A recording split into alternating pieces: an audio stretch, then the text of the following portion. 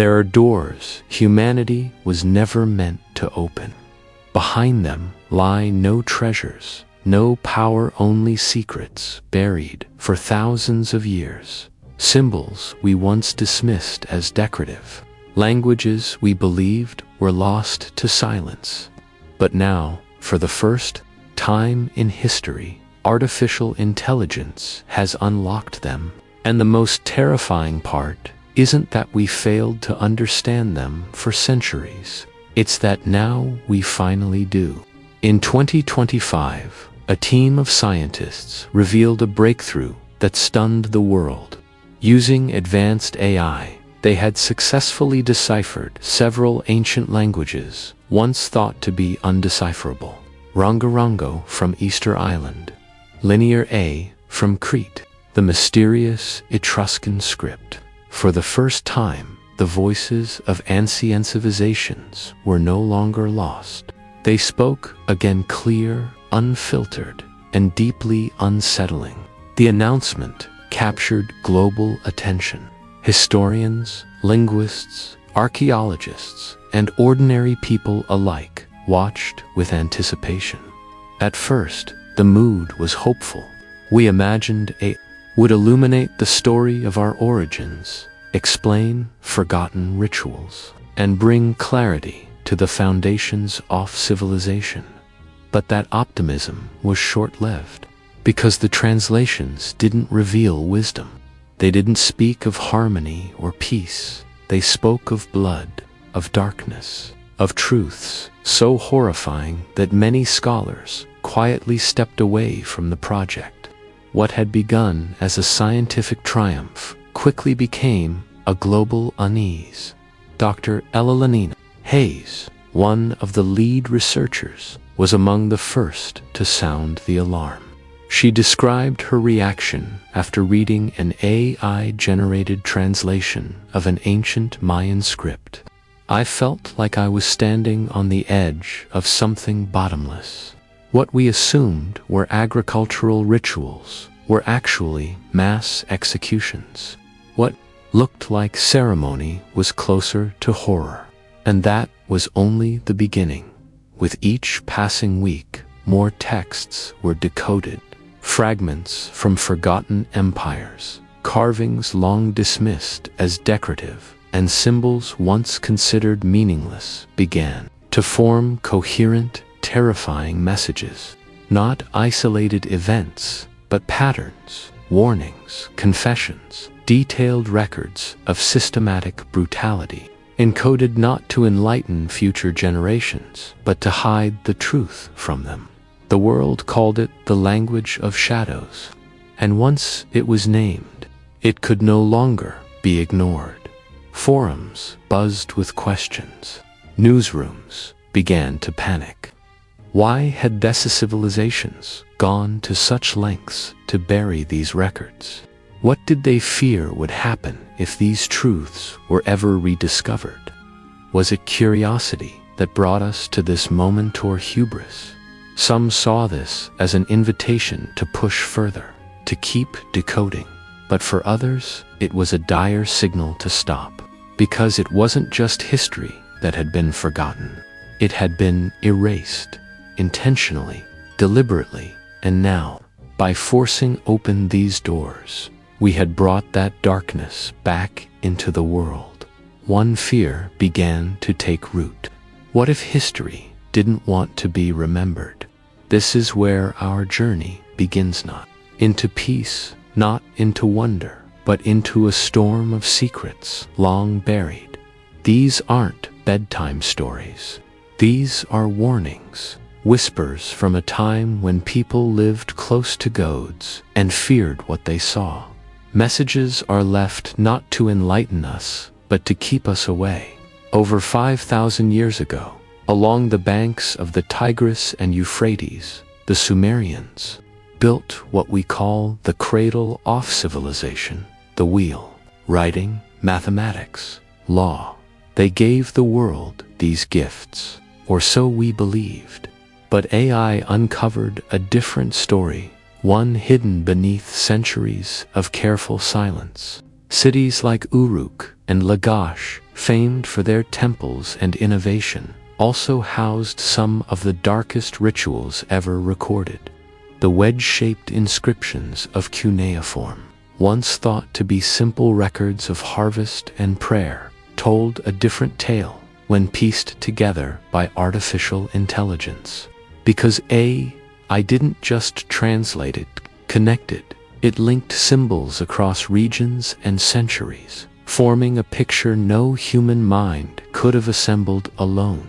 The fragments aligned, and the past began to speak not in pieces, but in full. One of the most disturbing Gartex was known as Uruk Tablet 217, found in the temple of the goddess Inanna. It was long believed to describe a ceremonial appeal for rain, but the AI interpretation revealed something entirely different, a record of ritual human sacrifice, performed to appease the goddess during times of crisis. When darkness cloaks the land and the moon turns crimson, 10 youthful souls shall be offered to Inanna. Their blood must flow down the sacred stone, their flesh consumed by fire, that the goddess be pleased and ruin pass over our city. It wasn't a metaphor, it was a prescription, cold, methodical, and repeated. Further texts confirmed it wasn't a one-time event. These sacrifices were regular occurrences, especially during war, plague, or celestial signs. The victims were selected with precision, children, virgins, and the purest among the population, offered not in desperation, but as sacred policy, enacted by priests and sanctioned by divine law. Another clay tablet from Lagash, studied just weeks after, detailed a far more horrific act, a ritual to halt a deadly epidemic. When Namar, god of pestilence, breathes death upon the city, the high priest shall select 100 pure lives, sacrifice their bodies, mix their blood with clay to build a new wall, a wall that disease cannot pass. These weren't myths, they weren't allegories, they were instructions, descriptions, direct accounts of what was done and why. The deeper AI read, the clearer the pattern became. Civilization was built not just with knowledge, but with blood. And our ancestors didn't hide this because they were ashamed. They hid it because they believed the rituals worked and feared what would happen if they stopped. So now we ask, why were these truths buried so carefully? Why did the ancients seal them behind languages they ensured we would forget? Maybe they were trying to protect us. Maybe they believed certain knowledge was too dangerous to survive. Or perhaps, they feared something would return. This is the beginning of our descent not into history, but into its forgotten warnings. And with each word revealed, with each symbol brought back into light, one question looms ever larger. The chilling part wasn't just the content, it was the calm, almost bureaucratic tone in which the Sumerians described these acts. These were not hidden confessions or forbidden scrolls. They were formal records, deliberately preserved as if human sacrifice was horrifying, but expected, necessary, normal. And then came the most disturbing revelation, a prophetic warning about the end of their civilization. On tablet 132, AI translated the final words of a priest named Inshar. He wrote that the message had been given to him by the gods themselves. Our city will burn in fire. The Euphrates will run with blood. No soul shall remain to speak of the sorrow. For mankind has gone too far, and the gods no longer forgive our pride. What made these words terrifying wasn't just their tone or message, it was how devastatingly accurate they turned out to be. History confirms the great Sumerian cities were destroyed by war, by floods, by internal collapse, just as the tablet had warned thousands of years before we even began to understand what they were trying to say. Through the lens of AI, we began to see the Sumerian mind more clearly, its obsessions, its fears, its rituals, and its logic. But what haunted us most wasn't just what they predicted.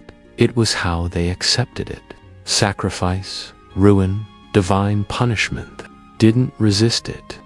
They lived within it, as though destruction was simply the cost of existence. What could have pushed such an advanced civilization to such darkness? Was it fear, belief, or something hidden pulling the strings from the shadows? In the silence of history, the Sumerians' voices still echo like a warning from the underworld, one we were never meant to hear, and the most terrifying secrets might still be waiting. In the next texts AI will unlock. In 2012, the world held its breath. A date long feared, long debated. The end of the Mayan calendar. Some dismissed it as fantasy. Others feared it would be the end of all things. When the day passed uneventfully, the world laughed, relieved, forgetting the warning. But they were wrong. As artificial intelligence began decoding long-lost Mayan inscriptions, a more unsettling truth emerged. The 2012 prophecy had meanings, not the kind we understood. The Maya, one of the most brilliant civilizations of ancient America, knew something. Their knowledge of astronomy, time, and cosmic rhythms was astonishing. Their calendars were not guesses, they were revelations. And behind the beauty of their temples and the brilliance of their matics lay a world shaped by blood. AI uncovered that Mayan sacrifices were not just offerings, they were acts of desperation, attempts to halt something they feared more than death, the return of the eternal darkness. In cities like Tikal, Chichen Itza, and Palenque, inscriptions, once thought symbolic, took on new meaning. One, decoded from a damaged stone in Chichen Itza, came to be known as the Stone of Shadows. It described not the end of the world, but something more sinister. When the long cycle closes, darkness shall not arrive in a single breath, but shall creep slowly into the hearts of mankind. It is not themed, but the beginning, a time of chaos, war, plague, and hunger shall unfold. 2012, then, was not the end, but the threshold. And as we look back, the years since have indeed been marked by growing instability. The prophecy wasn't wrong. We just misunderstood its timing. As AI dug deeper, it uncovered ever more gruesome details. One account from Tikal described a blood ritual where priests offered both their own blood and that of the sacrifice to the gods. Blood is the only bridge through which the gods may hear us. The body must be raised to the sky. The heart must be taken while it still beats. Only then may the cycle of darkness be delayed. These weren't metaphors. Blood was their currency, their only hope. Communication with gods demanded pain. The gods were not benign, they were hungry. In Palenque, under the rule of the legendary King Pakal, AI translated tomb inscriptions that described repeating cosmic catastrophes. When the darkness awakens, serpents of fire shall crawl from the earth, blood shall rain from the sky, the ground will dry, the crops will vanish, the survivors shall suffer endlessly. Only sacrificial blood may delay the darkness for one more cycle. The Maya suffered drought, war, and eventually collapse. For years, historians blamed climate or politics. But the Mayan texts suggest something else. They believed they were cursed not because of ignorance, but because they knew too much. They fought that cycle the only way they could, with blood. But the most haunting truth AI uncovered wasn't in the blood, or even in the warnings. It was in the Mayan awareness of history itself. Their understanding that civilizations do not fall by accident, but by pattern. That the darkness comes not in one sudden event, but in waves, slow, inevitable. And now, as our own world faces growing chaos, their prophecies sound less like myths and more like mirrors. Perhaps they were never warning themselves. Perhaps they were warning us. In the remote reaches of the Pacific Ocean lies one of the most enigmatic places on Earth, Easter Island. Their blank eyes stare across empty plains, guarding secrets buried deeper than stone. But the statues are not the island's greatest mystery. That lies in the collapse of the Rapa Nui civilization. Once thriving, it vanished almost entirely, leaving behind ruins, silence, and a written language no one could understand until AI intervened. Using advanced decoding systems, artificial intelligence finally broke the strange glyphs known as rongorongo. And when the messages emerged, they were not ceremonial or poetic. They were desperate, human, terrified. The first tablet decoded the Mamari tablet treed like the final breath of a dying people. The island has no more trees. The forest is gone. The land is dead. We have offered blood to the gods, but the gods no longer listen. We are dying. No one is coming.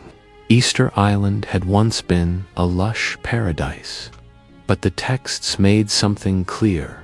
The Rapa Nui did not fall to fate. They fell to themselves. They cut down their forests to move their statues. They watched their land die in silence. Another glyph from the Aruku Karinga tablet was even more devastating.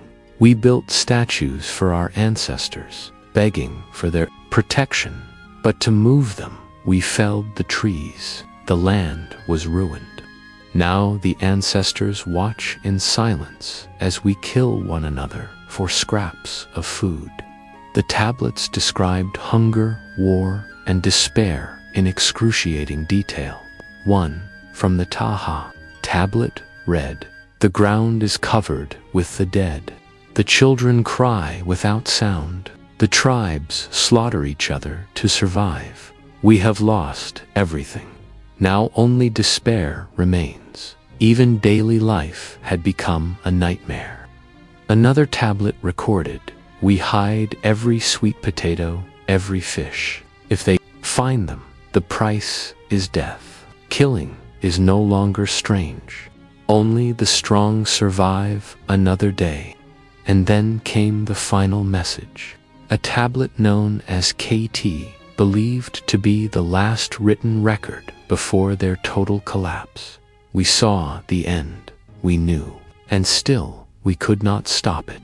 The story told by a civilization that destroyed its environment, clung to its gods, and watched its own children starve beneath the weight of its pride. Echoes of the same darkness, civilsations, reaching their peak, then turning inward, sacrifice, collapse, silence. Maybe the horror doesn't lie in the rituals or even in the prophecies. Maybe it lies in the fact that we're hearing these voices now because they sound less ancient with every passing day.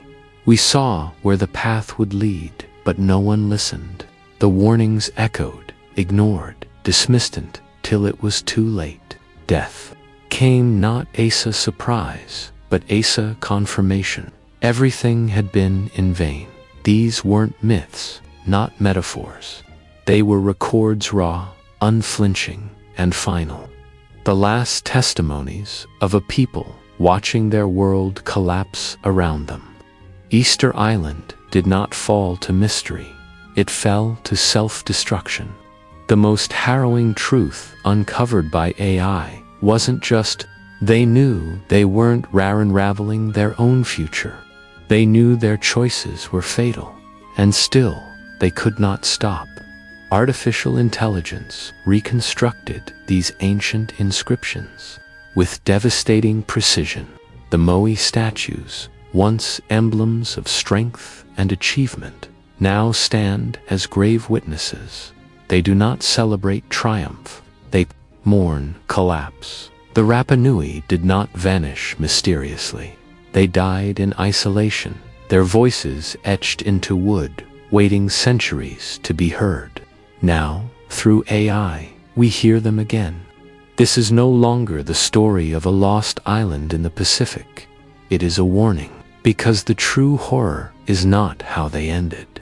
It's how recognizable their ending feels today. Are we too walking toward ruin?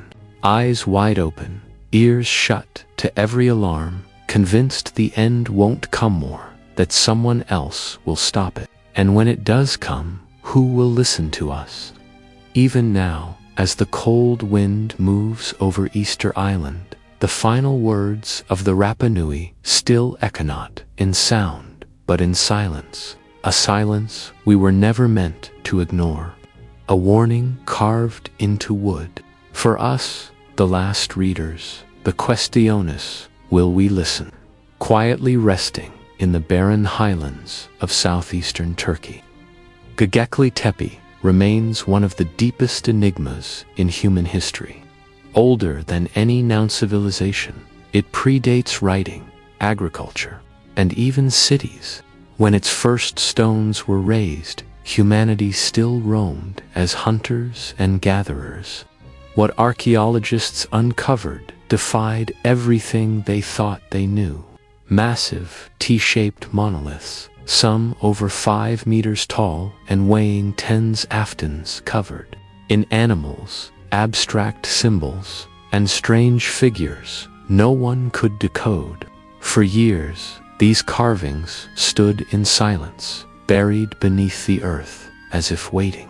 Then AI began decoding them. What was revealed was not art, not poetry, but messages, stark, ritualistic, terrifying. The first translation from the central pillar stopped researchers cold. Human blood is the door. When the sun dies, new life will return. Only when blood flows across the sacred stones. More stones followed. More translations. Each is a glimpse into a world where ritual sacrifice was not an exception but a rule. Detailed records described the selection of the young and healthy, brought forth not in cruelty but in ceremony, to be offered to ensure survival, to appease what the texts called the Watchers of the Sky. One smaller stone read, choose the strongest. Bring them to the largest stone on the day the sun dies. Let their blood spill, so the gods may not abandon us. This wasn't worship, it was submission. A theater of blood and belief on a scale history had never dared imagine. The animals carved into the pillar, serpents, birds, scorpions, lions, were no longer symbols of nature. According to AI, they were gods, and they were hungry. Most prominent among them, the serpent. Its meaning, according to AI, the serpent is the guardian of the gate. Only through sacrifice may the soul cross and be reborn. And then came the numbers. One inscription read, today 500 were given. The stones ran red. Now peace may return for one more season. These were not isolated events. These were seasonal rituals. A society structured around blood. The people of Göbekli Tepe were not primitive. They were precise. They believed. And they killed generation after generation in the name of fear. The towering pillars, once thought to mark peace, were, in truth, sacred altars, the heart of a system built on sacrifice. And as AI reached the final translations, one question rose from the silence. Was this unique? Or have we just found the first evidence of an ancient global order forged in fear, masked as faith? Göbekli Tepe may not be the outlier we once thought. It may be the first witness, not to myths, but to truths, brutal, unrelenting, and far older than we ever believed. It shows us that before civilization, before cities, before even words, we were already building temples of blood, already offering each other to invisible powers, already trying to make sense of terror with sacrifice, and maybe, even then, already losing control. Göbekli Tepe still stands, watching. Its stones don't whisper legends. They speak of pain, fear, and a price humanity once paid in blood and still might. For over 2,000 years, the Library of Alexandria has stood as the great lost treasure of ancient knowledge, a place where the collected wisdom of humanity was said to have burnt to ash, 500,000 scrolls gone in a blaze of tragedy. But when artificial intelligence began noticing scorched fragments recovered from the ruins, what it found rewrote history itself. These weren't the remains of an accident. They were the remains of a crime. Private letters, notes, and hidden documents, stored line by line, revealed something few had dared imagine. One letter, written by a librarian named Cleon, whispered the truth. The scrolls did not burn by accident. They were ordered to be destroyed. We are watching the murder of knowledge. For centuries, historians had debated war, accident, negligence, but the AI translations revealed deliberate choices. Soldiers arriving at night, orders from the highest ranks. Scrolls are not randomly taken, but carefully chosen works on forbidden astronomy, superset stories, and banned philosophies. The motive was not chaos, it was control. One document, reconstructed from fragments, bore the testimony of a high-ranking official under Ptolemy VII. Our power depends on the ignorance of the people. The fire was no accident. It was policy, a surgical strike against knowledge itself.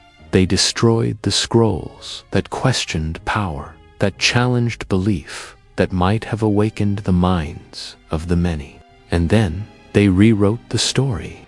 They told us it was a tragic accident, and we believed them. Now, thanks to AI, we are hearing the voices of those who tried to resist. The ones who watched knowledge burn. The ones who whispered warnings into scrolls they knew might never be read again. But now, finally, they are being read. And what they tell us is chilling. That censorship is not a modern invention. That those in power have always feared ideas more than weapons. And that sometimes history itself is not lost but silenced. The Library of Alexandria did not fall. It was sacrificed so that truth could remain buried and ignorance could rule. Today, we stand at a moment where our own knowledge expands faster than ever, where AI brings back voices once thought gone forever. The question is, will we hear them, or will we let their warnings vanish again, this time not by fire, but by choice? These scrolls will make them ask questions we cannot answer. Burn them. Let only the truths we choose remain. These words, uncovered by AI, were not a metaphor. They were an instruction in order to erase the knowledge that challenged power. Buried among reconstructed records from the Library of Alexandria was this chilling command echoing through the ash-covered corridors of history. For centuries, the fire that consumed the greatest library the ancient world had ever known was thought to be a tragedy of war or accident. But artificial intelligence has begun to piece together a darker, more deliberate truth. Among the recovered fragments was a letter by Ariston, the library's chief librarian, written in haste, just moments before the flames took hold. "I saw the first flames rise," he wrote. "They make no effort to hide. They say knowledge is the greatest threat, and for that it must burn. I write these lines, hoping someone, someday, will learn the terrible truth." These weren't just scientific records or philosophical debates. They were blueprints of forbidden knowledge, scrolls on the true motion of the planets, ancient philosophies that undermined divine rule, hidden discoveries that could dismantle the social order. And because they posed a threat to the elite, they were condemned to fire. But the AI didn't just recover facts. It uncovered emotion pain. It revealed the human cost of protecting knowledge. Accounts from scholars and librarians who stayed behind, trying to smuggle scrolls to safety. Many were caught, hunted, executed. One final document, written by a scholar who watched the destruction, survives in digital memory. The flames reached the heavens. The scrolls turned to ash. Weep, not for the library, but for the future. They did not burn paper, they burned the soul, the knowledge, the hope of humankind. This was not just the loss of a library. It was a brutal silencing, a warning about the lengths to which power will go to control truth. And as these echoes are recovered through the lens of AI, the story of Alexandria is no longer just one of lost manuscripts. It becomes a symbol of how absolute power fears understanding, and how knowledge, real knowledge, is always seen as a threat. Now, from the ashes, a final plea rises. A voice from Alexandria's forgotten scholars, barely surviving time and flame. Protect knowledge. For when it is gone, darkness will last forever. Beneath Egypt's blazing sands, in the cold chambers of its ancient tombs, lies a different kind of silence. Not one of fire, but of stone. Pyramids, crypts, hidden tunnels carved with symbols, and incantations that spoke of gods and eternity. But AI has begun to read what no one else could. And what it found was not just mythology, but horror buried in ritual. In a tomb belonging to a high priest who served under Pharaoh Seti III, AI reconstructed a ceremonial script, long misinterpreted. For the pharaoh's soul to live forever, the blood of the living must merge with the mummified flesh. The heart must be torn while still beating. That blood is the doorway through death. This was not poetry. It was instruction, a ritual performed in secret, in darkness. The path to eternal life was not spiritual, it was soaked in real blood. The deeper AI delved, the more horrific the reality became. Inscriptions from the tomb of Ramses II revealed an annual sacrifice held on the moonless night. 20 living souls shall be offered. Their blood will cleanse the pharaoh's corpse. It shall awaken his soul for eternity. But what truly terrified researchers wasn't just the violence, it was the order.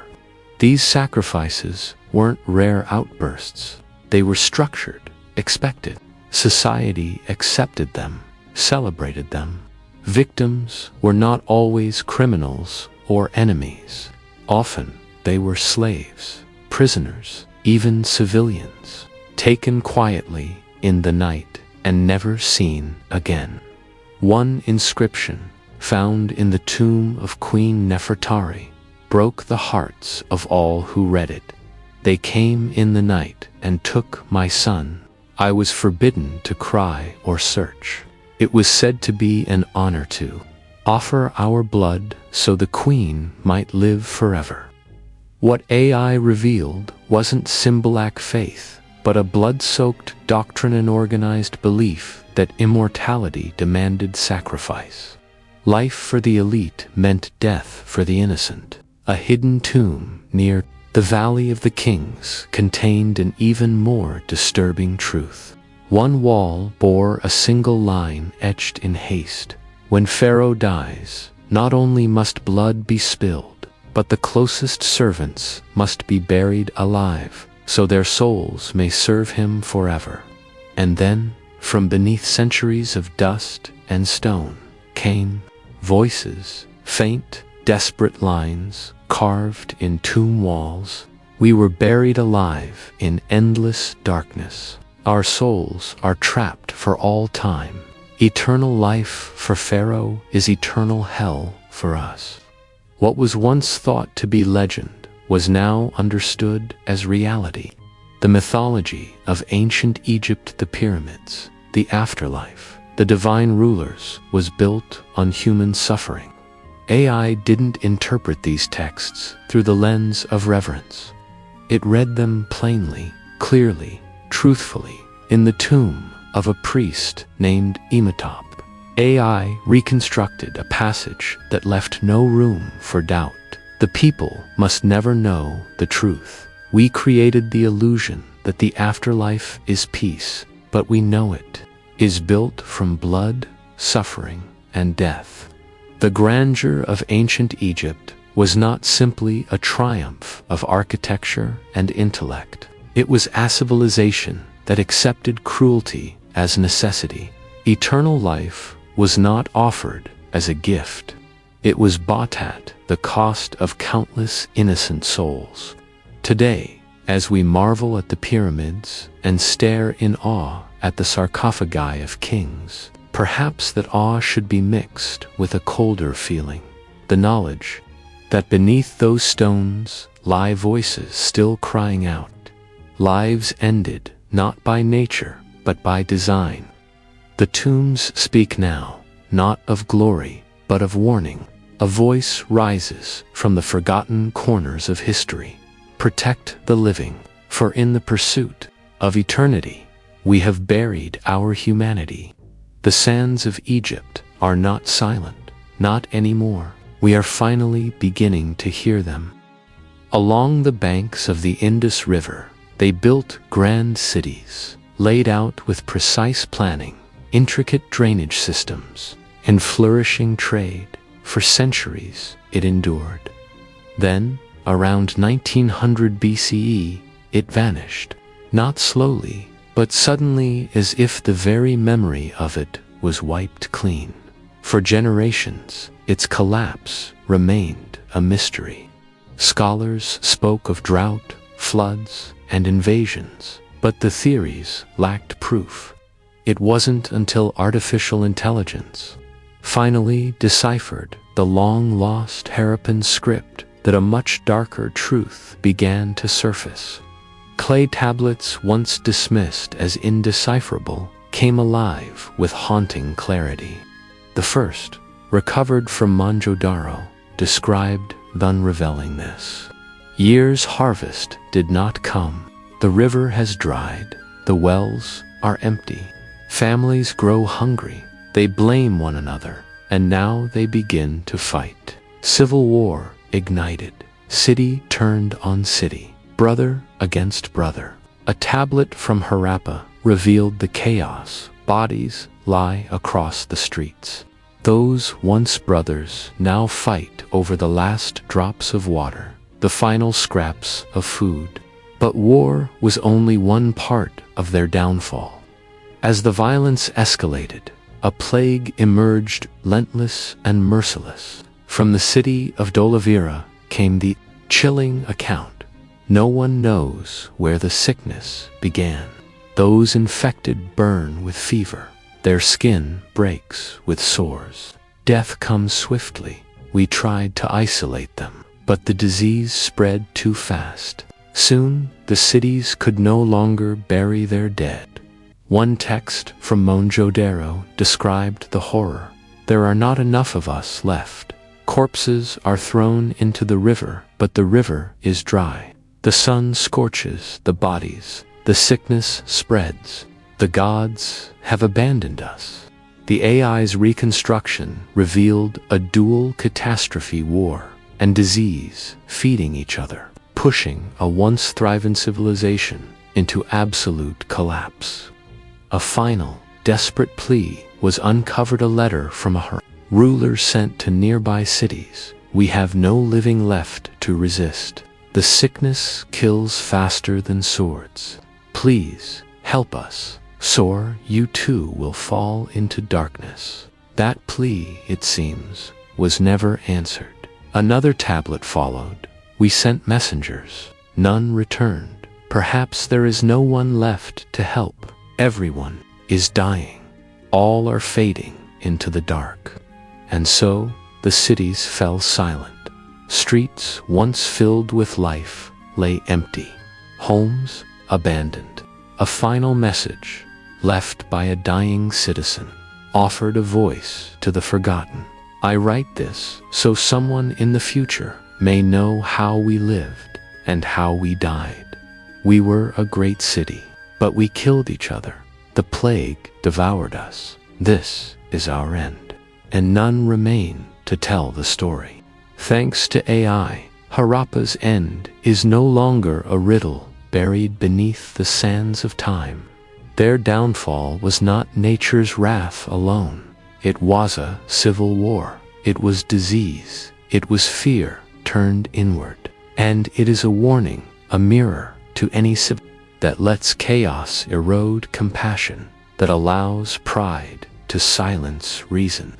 We look at our world today, our cities, our comforts, our confidence, and we must ask, are we any different? The people of Harappa thought their cities would last forever. They were wrong. Their civilization is gone, but their voice still echoes. Do not forget us. Do not repeat us. Because if we fail to listen, if we close our eyes to history, our fate may not be so different from theirs. Babylon, a name that resonates with glory, with myth, with the echo of power that once ruled the world. Perched on the Euphrates, it was the jewel of Mesopotamia, the city of kings, dot of temples, of the fabled hanging gardens. But hidden beneath that brilliance was a slow decay, one born of pride, greed, and a society that believed itself untouchable. When artificial intelligence deciphered the ancient cuneiform tablets of Babylon, the truth emerged like a fire through the smoke. What historians once saw as cultural artifacts were in fact warnings, raw and prophetic. One of the first decoded texts found inside the Temple of Marduk offered a grim prelude. Babylon is losing its soul. The kings have forgotten the gods. The rich exploit the poor. Morality lies trampled in the dust. Judgment comes soon. These weren't the ravings of madmen. They were the desperate observations of priests and scribes, helpless as their lost its way. Another tablet, written during the reign of King Belshazzar, revealed just how far the rot had spread. The king drinks from goblets stolen from sacred temples. He laughs as the poor starve. The homes rot with incest and depravity. The gods shall abandon Babylon. Darkness will swallow the city. AI traced these messages across years of decline. No one listened. Babylon's elites drowned in luxury. while children begged for food in the streets. One recovered texts pelted out with painful clarity. The wealthy feast, tossing food to the dogs. Outside, children die in silence. Pride has blinded them all. The gods no longer speak because no one listens. And then, the end. One tablet, found within Belshazzar's own palace, documented Babylon's final night. Drunk in celebration, the city gates were left open. The Persians entered like shadows. By dawn, the streets ran red with blood. Surviving priests watched. In horror, the city burnt. The king fled in vain. Palaces became ash. The prophecies had come. And we who knew could do nothing. The gods hadn't abandoned Babylon. The people had abandoned the gods. They traded reverence for decadence, wisdom for arrogance. And when the collapse came, it was not from the outside. It was from within. From the temple of Ishtar, a final warning, washi selled into stone. We were the most beloved city of the gods, but we betrayed them. We chose gold, power, pleasure. Now we are ash. Even after the fall, a curse lingered. AI uncovered an inscription passed from mouth to mouth among the survivors. Whoever rebuilds Babylon shall die in fire and blood. Whoever revives pride shall face ruin 100-fold. The story of Babylon is more than a fall. It is a mirror. A civilization that had everything and lost it all because it forgot the value of humility, of restraint, of virtue. AI didn't just translate the fall of Babylon. It revealed the consequence of forgetting who we are. Babylon is gone, but its curse remains. Whispering through time, pride is the first step toward destruction. And if we don't listen, we may find ourselves repeating their final words. We thought we would last forever, but we were wrong. Before Rome ruled Italy, before Latin filled the land, there was another Great civilization. From the 8th to the 3rd century BCE, they thrived. Builders of cities, masters of trade, and keepers of strange religious rites. They were rich, advanced, and then they vanished. For centuries, their language defied translation. Their tombs, though grand, said little. Their writings were cryptic until now, when artificial intelligence turned its attention to the Etruscan script. The silence broke, and from the very first translated line, something chilling stirred. The Etruscans were no ordinary civilization. They lived with an obsession, one rooted in death, power, and ritual. Their noble class preserved authority, not through law or loyalty, but through fear, carved into bone and sealed in blood. In the ancient tombs of Tarquinia, a stone tablet revealed a chilling funeral rite. AI translated the words with haunting precision. When the king dies, his loyal servants must die with him. Their blood is to be poured over his corpse, so their souls may follow him into the next world and continue to serve him. But that was just the beginning.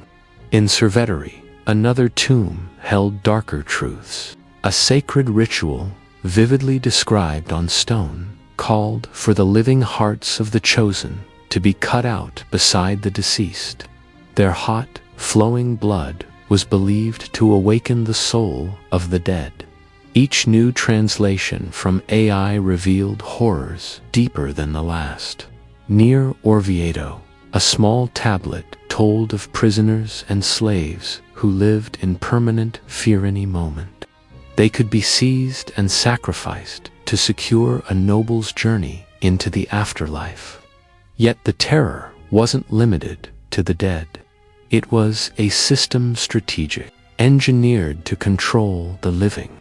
One translation from the tomb of King Lars Porsena laid it bare. We maintain power not only through harms, but through fear. The people must believe we control both life and death. The rituals were not isolated events. They were instruments of political power. Another text, uncovered in Volterra, delivered a more brutal truth. Let them fear, always. Only fear ensures obedience. If not enough die, we will take more from those who resist. Fear was law. Fear was order. And to feed it, they required a steady stream of blood. AI translations from the tomb of a high priest in Villi revealed the unthinkable.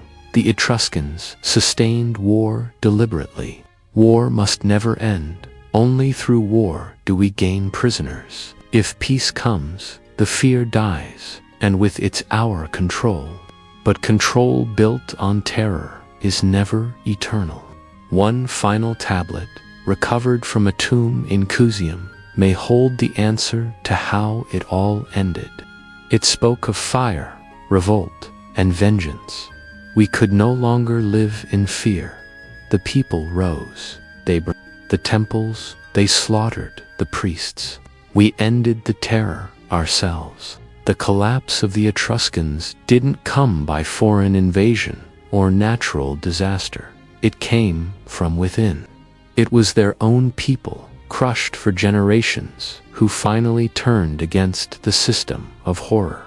Today, the Etruscan tombs sit silent, buried beneath the soil, but the chill remains. Not because of death, but because of the message they left behind. Fear can control, but only for a time. A society ruled by terror will always consume itself. The Etruscans didn't fail because they were cruel. They failed because they believed cruelty could last forever. The Harappan civilization, once a beacon of early human advancements, stood as one of the world's first great urban societies. Along the banks of the Indus River, they built grand cities, laid out with precise planning, intricate drainage systems, and flourishing trade. For centuries, it endured. Then, around 1900 BCE, it vanished. Not slowly, but suddenly, as if the very memory of it was wiped clean. For generations, its collapse remained a mystery. Scholars spoke of drought, floods, and invasions, but the theories lacked proof. It wasn't until artificial intelligence finally deciphered the long-lost Harappan script that a much darker truth began to surface. Clay tablets, once dismissed as indecipherable, came alive with haunting clarity. The first, recovered from Mohenjo-daro, described Dun reveling this: year's harvest did not come. The river has dried, the wells are empty. Families grow hungry, they blame one another, and now they begin to fight. Civil war ignited, city turned on city, brother against brother. A tablet from Harappa revealed the chaos. Bodies lie across the streets. Those once brothers now fight over the last drops of water, the final scraps of food. But war was only one part of their downfall. As the violence escalated, a plague emerged, relentless and merciless. From the city of Dolavira came the chilling account. No one knows where the sickness began. Those infected burn with fever. Their skin breaks with sores. Death comes swiftly. We tried to isolate them, but the disease spread too fast. Soon, the cities could no longer bury their dead. One text from Mohenjo-daro described the horror. There are not enough of us left. Corpses are thrown into the river, but the river is dry. The sun scorches the bodies. The sickness spreads. The gods have abandoned us. The AI's reconstruction revealed a dual catastrophe: war and disease feeding each other, pushing a once-driven civilization into absolute collapse. A final, desperate plea was uncovered: a letter from a ruler sent to nearby cities. "We have no living left to resist. The sickness kills faster than swords. Please help us, or you too will fall into darkness." That plea, it seems, was never answered. Another tablet followed. "We sent messengers. None returned. Perhaps there is no one left to help. Everyone is dying. All are fading into the dark." And so the cities fell silent. Streets once filled with life lay empty. Homes abandoned. A final message, left by a dying citizen, offered a voice to the forgotten. "I write this so someone in the future may know how we lived and how we died. We were a great city, but we killed each other. The plague devoured us. This is our end, and none remain to tell the story." Thanks to AI, Harappa's end is no longer a riddle buried beneath the sands of time. Their downfall was not nature's wrath alone. It was civil war. It was disease. It was fear turned inward. And it is a warning, a mirror to any that lets chaos erode compassion, that allows pride to silence reason. We look at our world today, our cities, our comforts, our confidence, and we must ask, are we any different? The people of Harappa thought their cities would last forever, but their voice still echoes. Do not forget us. Do not repeat us. Because if we fail to listen, if we close our eyes to history, fate may not be so different from theirs. Babylon, a name that resonates with glory, with myth, with the echo of power that once ruled the world. Perched on the Euphrates, it was the jewel of Mesopotamia, greed, and a society that believed itself untouchable. When artificial intelligence deciphered the ancient cuneiform tablets of Babylon, the truth emerged like a fire through the smoke. What historians once saw as cultural artifacts were in fact warnings, raw and prophetic. One of the first decoded texts found inside the Temple of Marduk offered a grim prelude. Babylon is losing its soul. The kings have forgotten the gods. The rich exploit the poor. Morality lies trampled in the dust. Judgment comes soon. These weren't the ravings of madmen, they were the desperate observations of priests and scribes, helpless as their lost its way. Another tablet, written during the reign of King Belshazzar, revealed just how far the rot had spread. The king drinks from goblets stolen from sacred temples. He laughs as the poor starve. The homes rot with incest and depravity. The gods shall abandon Babylon. Darkness will swallow the city. AI traced these messages across years of decline. No one listened. Babylon's elites drowned in luxury, while children begged for food in the streets. One recovered text spelt it out with painful clarity. The wealthy feast, tossing food to the dogs. Outside, children die in silence. Pride has blinded them all. The gods no longer speak because no one listens. One tablet, found within Belshazzar's own palace, documented Babylon's final night. Drunk in celebration, the city gates were left open. The Persians entered like shadows. By dawn, the streets ran red with blood. Surviving priests watched.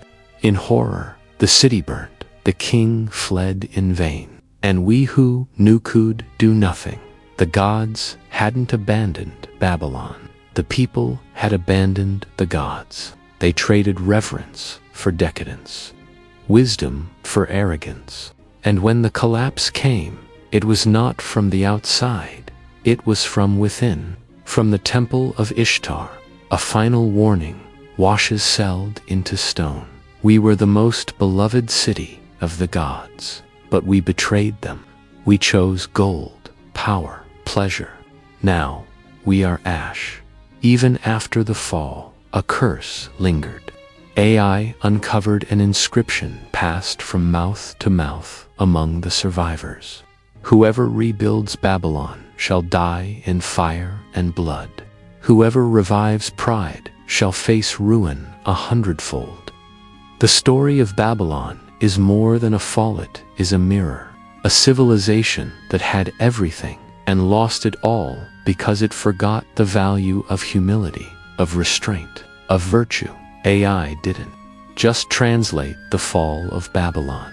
It revealed the consequence of forgetting who we are. Babylon is gone, but its curse remains, whispering through time. Pride is the first step toward destruction. And if we don't listen, we may find ourselves repeating their final words. We thought we would last forever, but we were wrong. Before Rome ruled Italy, before Latin filled the land, there was another Great civilization. From the 8th to the 3rd century BCE, they thrived. For centuries, their language defied translation. Their tombs, though grand, said little. Their writings were cryptic until now. When artificial intelligence turned its attention to the Etruscan script, the silence broke. And from the very first translated line, something chilling stirred. The Etruscans were no ordinary civilization. They lived with an obsession, one rooted in death, power, and ritual. Their noble class preserved authority, not through law or loyalty, but through fear carved into bone and sealed in blood. In the ancient tombs of Tarquinia, a stone tablet revealed a chilling funeral rite. AI translated the words with haunting precision. When the king dies, his loyal servants must die with him. Their blood is to be poured over his corpse, so their souls may follow him into the next world and continue to serve him. But that was just the beginning. In Cerveteri, another tomb held darker truths. A sacred ritual, vividly described on stone, called for the living hearts of the chosen to be cut out beside the deceased. Their hot, flowing blood was believed to awaken the soul of the dead. Each new translation from AI revealed horrors deeper than the last. Near Orvieto, a small tablet told of prisoners and slaves who lived in permanent fear any moment. They could be seized and sacrificed to secure a noble's journey into the afterlife. Yet the terror wasn't limited to the dead. It was a system strategic, engineered to control the living. One translation from the tomb of King Lars Porsena laid it bare. We maintain power not only through harms, but through fear. The people must believe we control both life and death. They were instruments of political power. Another text, uncovered in Volterra, delivered a more brutal truth. Let them fear always. Only fear ensures obedience. If not enough die, we will take more from those who resist. Fear was law. Fear was order. And to feed it, they required a steady stream of blood. AI translations from the tomb of a high priest in Vi revealed the unthinkable. The Etruscans sustained war deliberately. War must never end. Only through war do we gain prisoners. If peace comes, the fear dies, and with it our control. But control built on terror is never eternal. One final tablet, recovered from a tomb in Cusium, may hold the answer to how it all ended.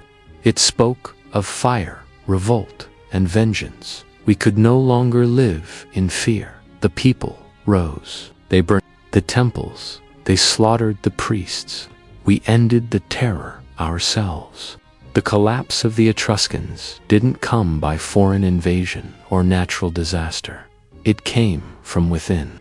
It was their own people crushed 4 generations who finally turned against the system of horror. Today, the Etruscan tombs sit silent, buried beneath the soil, but the chill remains, not because of death, but because of the message they left behind. Fear can control, but only for a time. A society ruled by terror will always consume itself.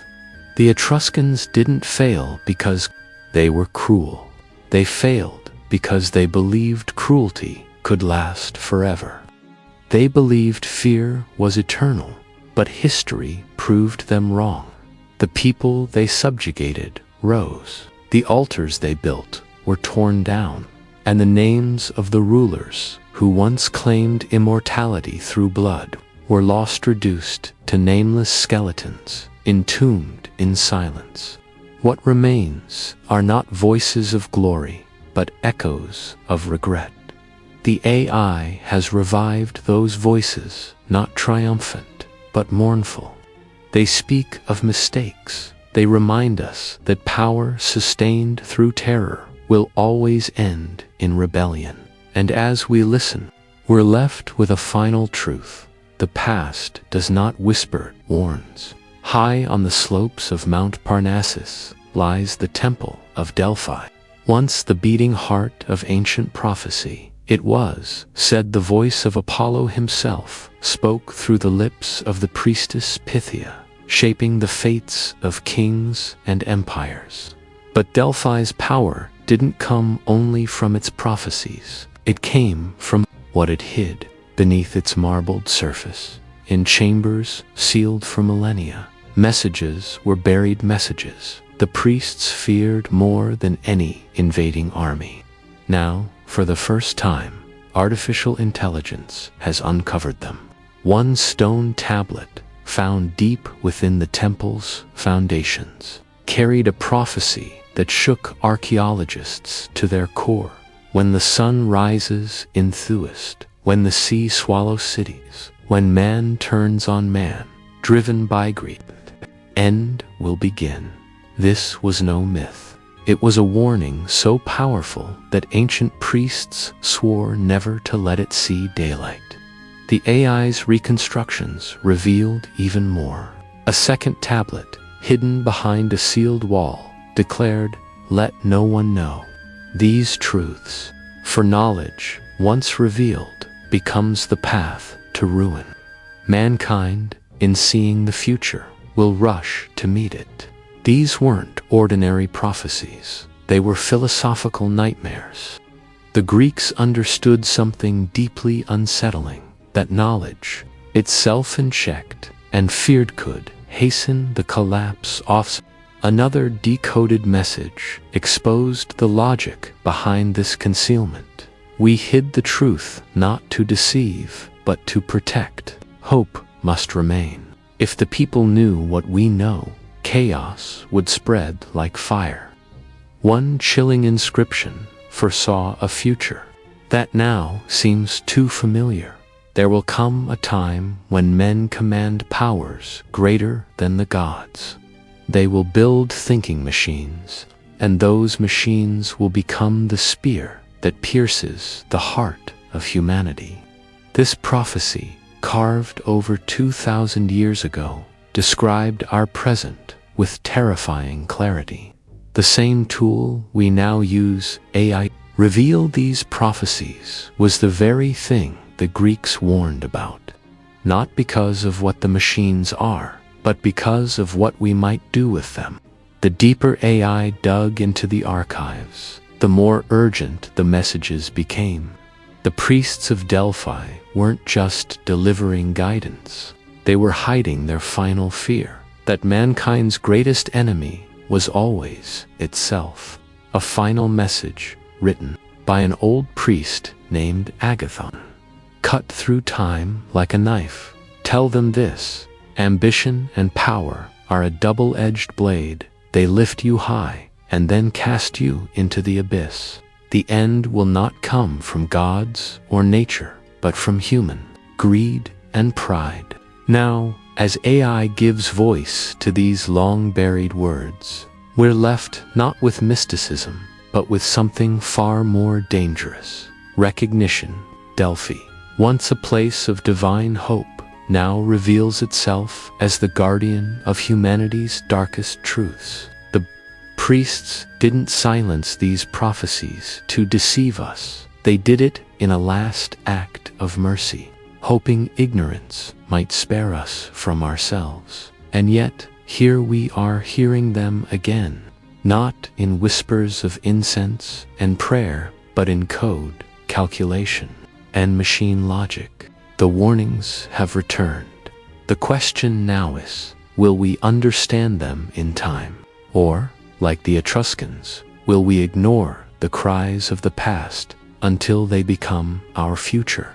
But now, the seal has been broken, and with it comes a question that can no longer be buried beneath distraction or denial. Are we truly ready to really listen and change? Or will we continue walking the same doomed path, ignoring every warning history has carved into the bones of time? These prophecies were never meant to stay hidden. They waited, silent, patient, watching for a moment when we might finally be able to understand them. That moment may be nor it may already be slipping through our fingers once again. The voices of Delphi still echo not as ancient riddles, but as fierce and urgent messages for the world we live in. Their words are no longer cloaked in mystery. They are precise, deliberate, and alarmingly clear. When mankind builds what it cannot control, when knowledge becomes a weapon, when hope is devoured by arrogance, collapse is not a surprise. It becomes the only possible outcome. These were not divine punishments sent by the gods. These were consequences, logical, human, and terrifying in their inevitability. The Oracle of Delphi never spoke of wrath from Olympus. It warned of something closer, something far more personal and far more dangerous. Cells, brick by brick, code by code, mankind builds its own downfall. And what Delphi feared was not prophecy fulfilled, was prophecy accelerated, sped up by the very hands that received the warning. Now, with these ancient words brought back into the light, by machines we ourselves have built, we're faced with a choice. Do we finally hear what the past is screaming at us? Or do we silence those voices against choosing comfort over truth, ignorance over change? The forgotten prophecies of Delphi are no longer forgotten. They are here, staring us in the face, clear, unnerving, and far too close to becoming reality. The question is no longer what the future holds. The question is whether we have the courage to change it. For civilizations have stirred as much mystery, awe, and debate as Atlantis. Since Plato first described the great island in his dialogues Timaeus and Critias, generations of scholars, explorers, and dreamers have scoured the oceans, searching for proof, but all returned empty-handed as if Atlantis never existed, or worse, as if it had been deliberately erased from human memory. What's chilling is that traces of Atlantis don't exist in Plato's works alone. When artificial intelligence was trained to decode ancient texts from Egypt, Minoa, Sumer, Crete, and Etruria, something extraordinary and terrifying was uncovered. Patterns, consistencies. Each culture referenced a great oceanic empire, a civilization that once held immense power, only to vanish in a catastrophe so absolute, even memory itself seemed to drown. From then early erased walls of the Egyptian temple of sea, AI reconstructed this forgotten passage. They ruled the waves. Gold, silver, and light covered their citadels. But when their hearts turned arrogant and they stole the energy of the gods, the sea rose, and all was swallowed by silence. Another fragment from the Minoan island of Theranau, Santorinus, centuries ahead of their time. They held in their hands a light not born of the sun. They shaped stone and metal with their will, but that power was never meant for mankind. When they crossed the line, the earth shook, the skies roared, and the ocean claimed everything.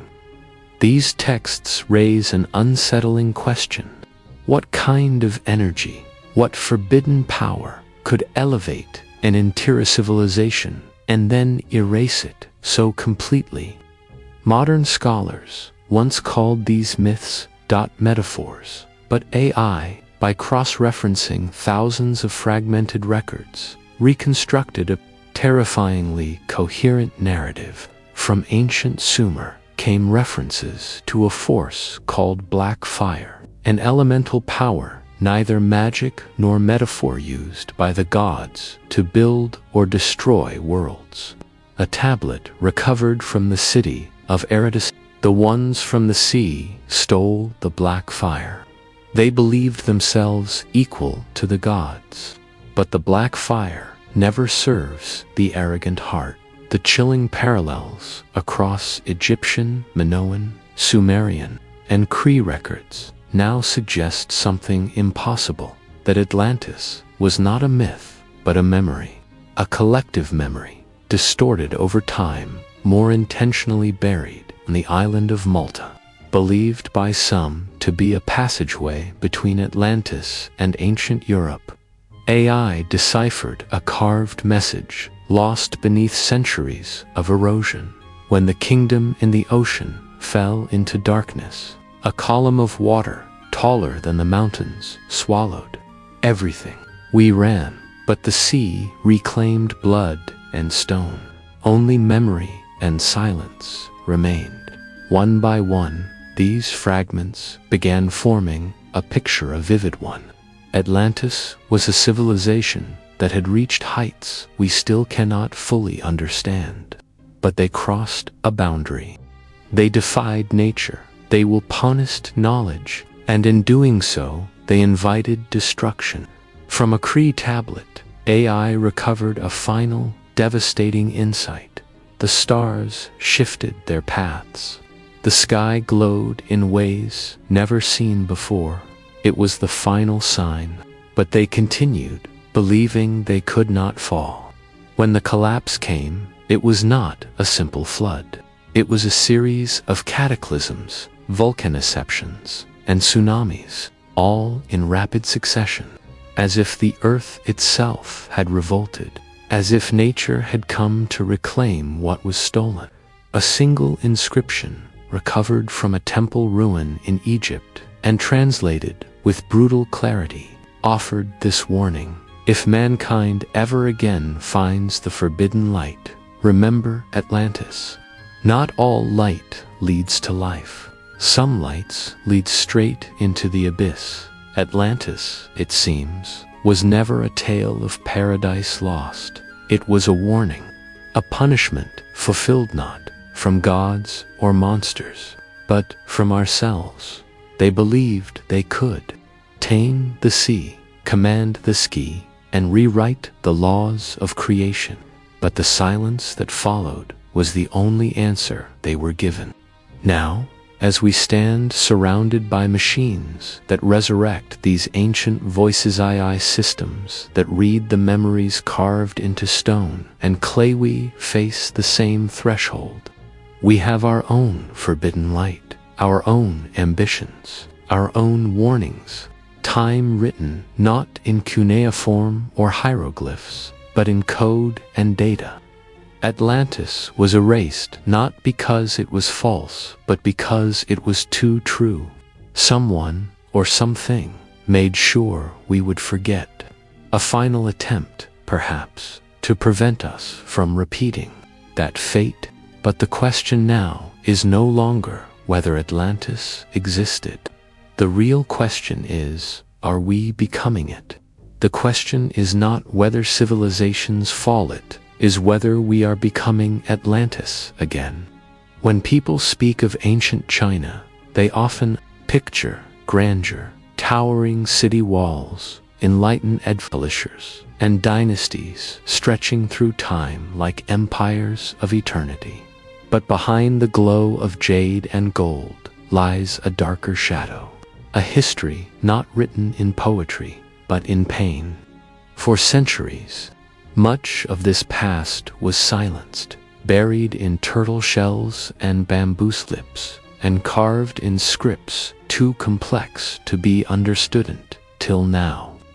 Artificial intelligence, with its unmatched ability to decode patterns, has begun to speak with the voices that history tried to silence. Oracle bones, once dismissed as mystical relics, and fragile bamboo scrolls hidden beneath centuries of dust, are now revealing a forgotten truth. And what they tell us is not a tale of unbroken wisdom, but one of blood, fear, and silence. From the Shang dynasty under King Wu Ding, AI translated a chilling record etched into a buffalo shoulder blade. Each month, 50 people are chosen for sacrifice. If the harvest fails, the number doubles. Those who disobey are burned alive at the city gate. Not metaphors, not myths, bureaucratic rituals of death. The brutality ran deeper still. Another inscription reads, "When whispers of rebellion arise, the entire family is executed. Women and children are buried alive with the patriarch too. Silence their spirits." These were not laws, they were survival codes in a world ruled by terror.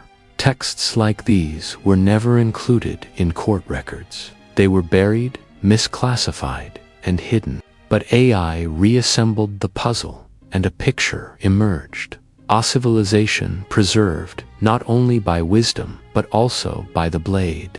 During the Qin dynasty, the violence turned from ritual to ideology. In bamboo slips recovered from Shenyang, a decree was uncovered from the era just before China's unification. Those who reject legalism shall be buried alive. Books airburnt. The memory of scholars must also be erased. He who remembers the past is the enemy of the new empire. This was not merely the destruction of knowledge. It was the destruction of memory itself. And it didn't stop with scholars. Another slip revealed, anyone who teaches old scripts or refuses to swear absolute loyalty shall be buried alive at the borders. Over 4,000 were executed in a single campaign, purified in the name of order. The official histories recorded this as reform. But what AI has found is a genocide of thought, rewritten as virtue. A record from the Western Han dynasty, once hidden among border documents, showed a chilling order sent to local governors. Anyone related by blood to enemies of the past dynasty must be erased from the registry. They may not hold office. They may not learn to read. Violation is punishable by execution without trial. This wasn't about preserving power. It was about cleansing identity. Cultural erasure at a state level, systematic, efficient, and absolute. Even ethnic minorities were marked for extinction. A bamboo record from Bashu described an event almost completely unknown to modern history. 300 people of the Man tribe were driven into a fire cave for refusing tribute. Survivors must change their surnames, speak the Han tongue, and bow to the emperor's statue each morning. Those who refuse kill them. This wasn't assimilation. It was annihilation disguised as unity. But perhaps the most heartbreaking discovery came from the grave of an exiled scholar of the Eastern Han era. He left behind a bamboo slip etched with quiet despair. I write the truth, but no one will read it. Those who knew are dead or waiting their turn. The court does not fear the people. It fears memory. And he was right.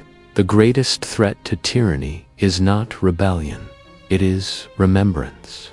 The silence around these atrocities was not an accident. It was engineered. For millennia, the official narrative glowed with stories of benevolent emperors and wise ministers. But AI has uncovered what that light was meant to blind us from.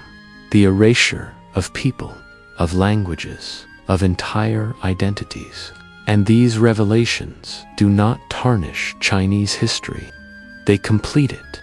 They give voice to those who were never meant to be remembered. Thoughts burnt alive for their thoughts, buried for their heritage, and executed for their knowledge. They were not rebels. They were threats to illusion. And now, from shattered oracle bones and brittle bamboo slips, they speak again. Their words are not written with hatred. They are written with urgency. A civilization that fears memory will one day be forgotten. Truth buried does not decay, it multiplies. It waits. The machines we built to shape our future are now unearthing our past. And in doing so, they ask the most dangerous question. What else have we chosen not to know? In the heart of ancient Anatolian modern-day Turkey, Hittites once forged an empire as mighty as Babylon and as sophisticated as Egypt. They were warriors of iron and masters of diplomacy. They stood at the height of power, even battling the pharaoh Ramses II at the legendary Battle of Kadesh. But then, like a candle, in a storm, they vanished. No great invasion, no final battle, just silence. For centuries, the collapse of the Hittite Empire remained a mystery. But with AI translating their ancient stone inscriptions, the final chapter has begun to unfold, and it is not one of conquest, but of self-destruction. Near Hattusa, their imperial capital, AI translated a tablet that rewrote everything. Power rots from within. Princes conspire against one another. Oaths sworn before the gods are broken. And the southern winds bring a sickness with no name. The empire was not toppled by enemies. It was hollowed out by betrayal and plagued from within. Tablets recovered from Malacca, Yuk, and Yaz, El-Kaya, provided a terrifying twist. Place the infected dead in the enemy's wells. They will die from within. Our warriors need not raise a spear. This may be one of the oldest known uses of biological warfare.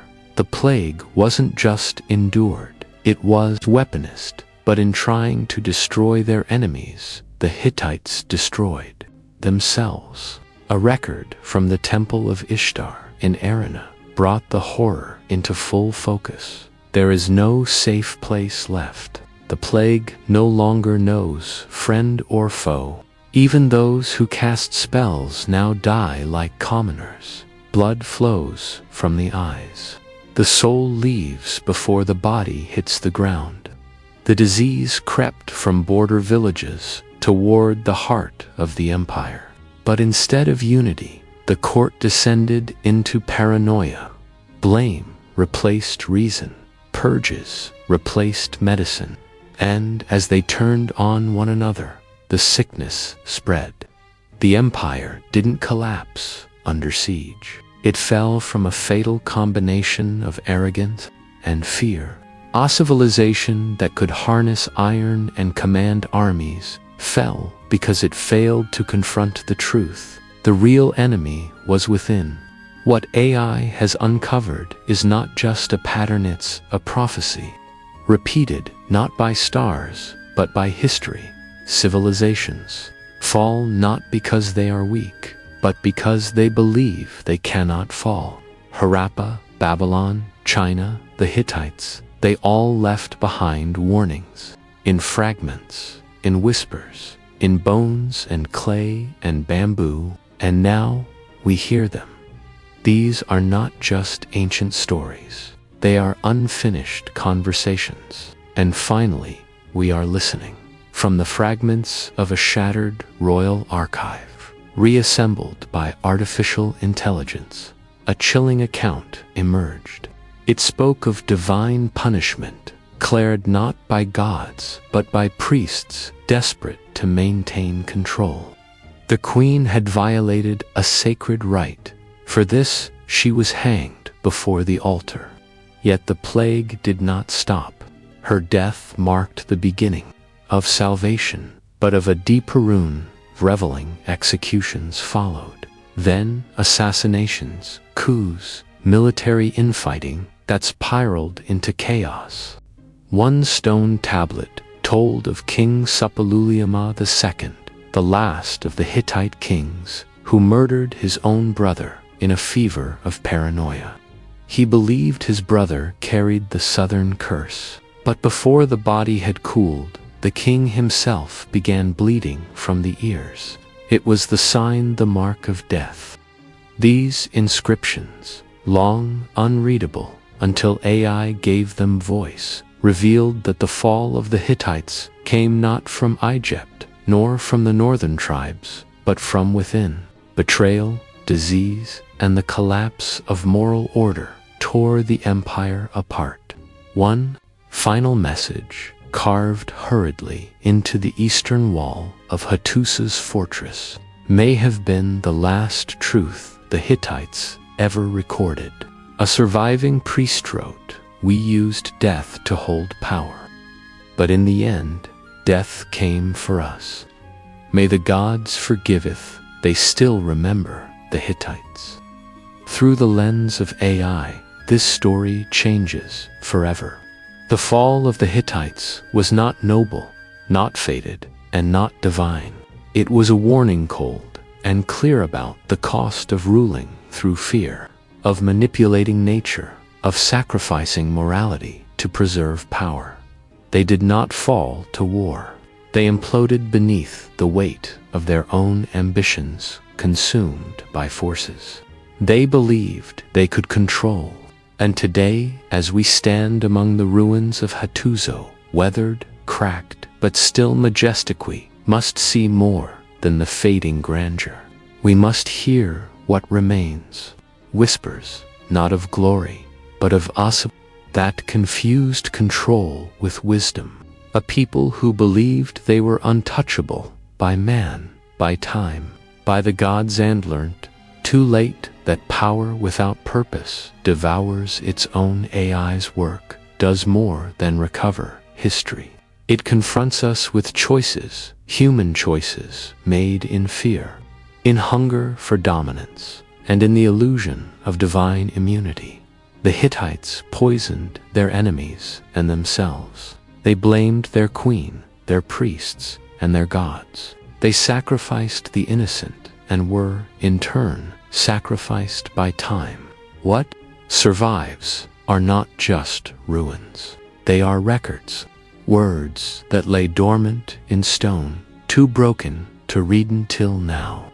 From the shattered fragments, a voice rises. We were powerful, and we fell. Not because we were weak, but because we forgot what power was meant to serve.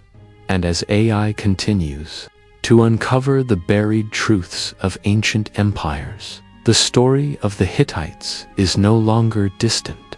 It is a mirror, because a civilization that plays with nature, that rules through fear, that silences its own people in the name of order, will not be conquered. It will collapse, not from enemies, but from consequence. And the silent stones of Hattusa remind us, power is never eternal, but its mistakes, if left unheeded, will be. Hidden deep within the jungles of Cambodia, Angkor once stood as the pulse of a magnificent empire.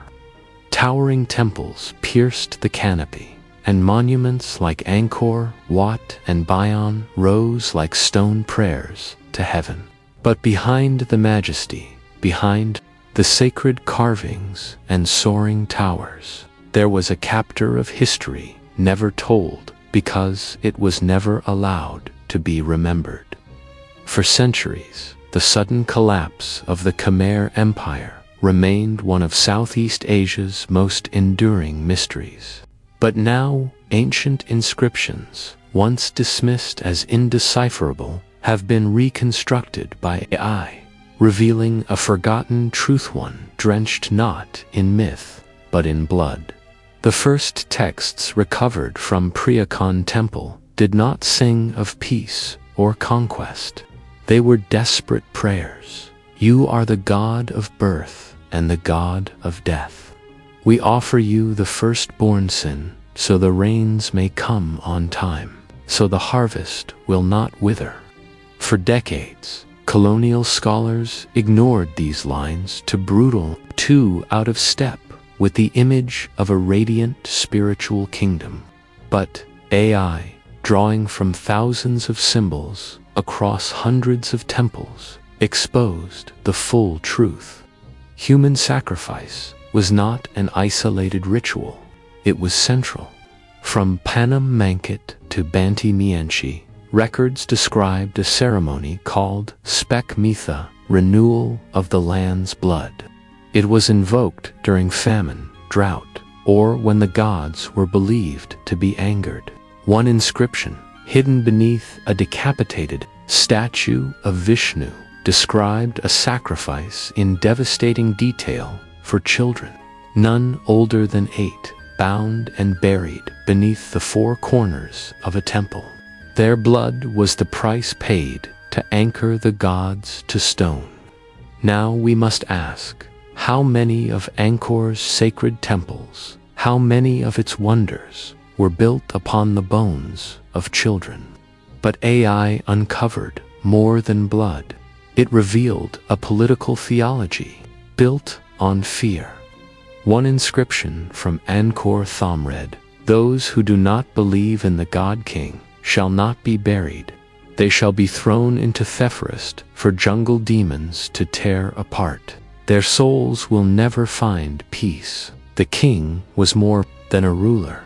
He was divine. Doubting him was heresy. Disobedience brought not only death, but spiritual damnation. For centuries, this system endured. It worked because it terrified, but not forever.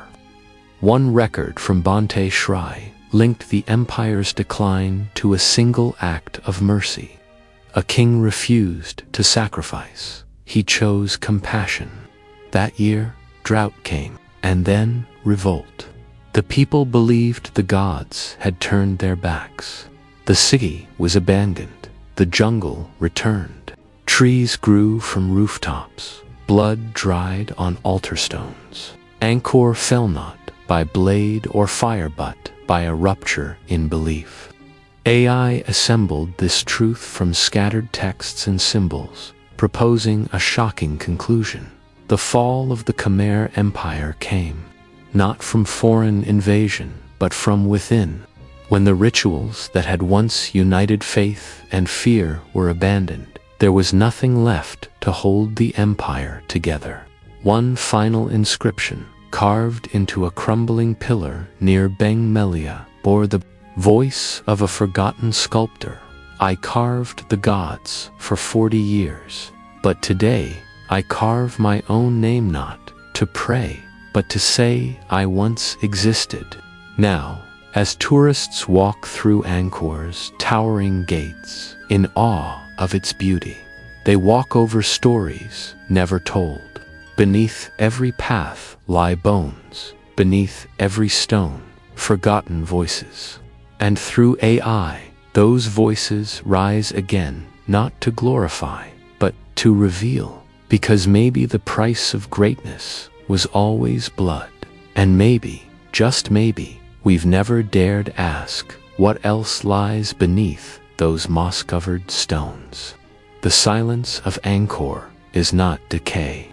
It is a consequence. The silence of a civilization that once believed the divine could be bound in fear and that learned too late that fear is not a foundation, it is a fracture, and once it forms, no temple, no matter how high, can stand. The jungle did not conquer anchor, doubt did. And when the gods were no longer fed, when blood no longer touched, stone the empire withered, like a forgotten offering devoured by vines, remembered only in echoes. The temples were never meant to be abandoned. But once belief is broken, nothing remains to sustain them. AI has uncovered more than lost scripts. It has revived an ancient debate between faith and mercy, between power and sacrifice. Was it the king's compassion that doomed the city, or the people's awakening there? Refusal to kill for belief that made the gods fall silent. The collapse of Angkor was not merely political, it was spiritual, and in its wake, it left behind towers without prayers, gods without worshippers, and temples whose stones now whisper only to the wind. Now, as the jungle exhales around these silent monuments, we're left with more than awe. We're left with questions. If greatness demands blood, is it worth it? If gods require innocence, are they gods at all? These were questions never spoken aloud until Angkor's silence demanded they be answered. And now, with AI's help, the dead speak again, to be worshipped, but to be remembered. Amid the deep blue of the Mediterranean, the island of Crete once pulsed with one of the most radiant and mysterious civilizations of the ancient world. The palaces like Knossos, with their labyrinthine corridors and surreal frescoes, have long sparked the imagination, evoking visions of a sophisticated, poetic, and peaceful society.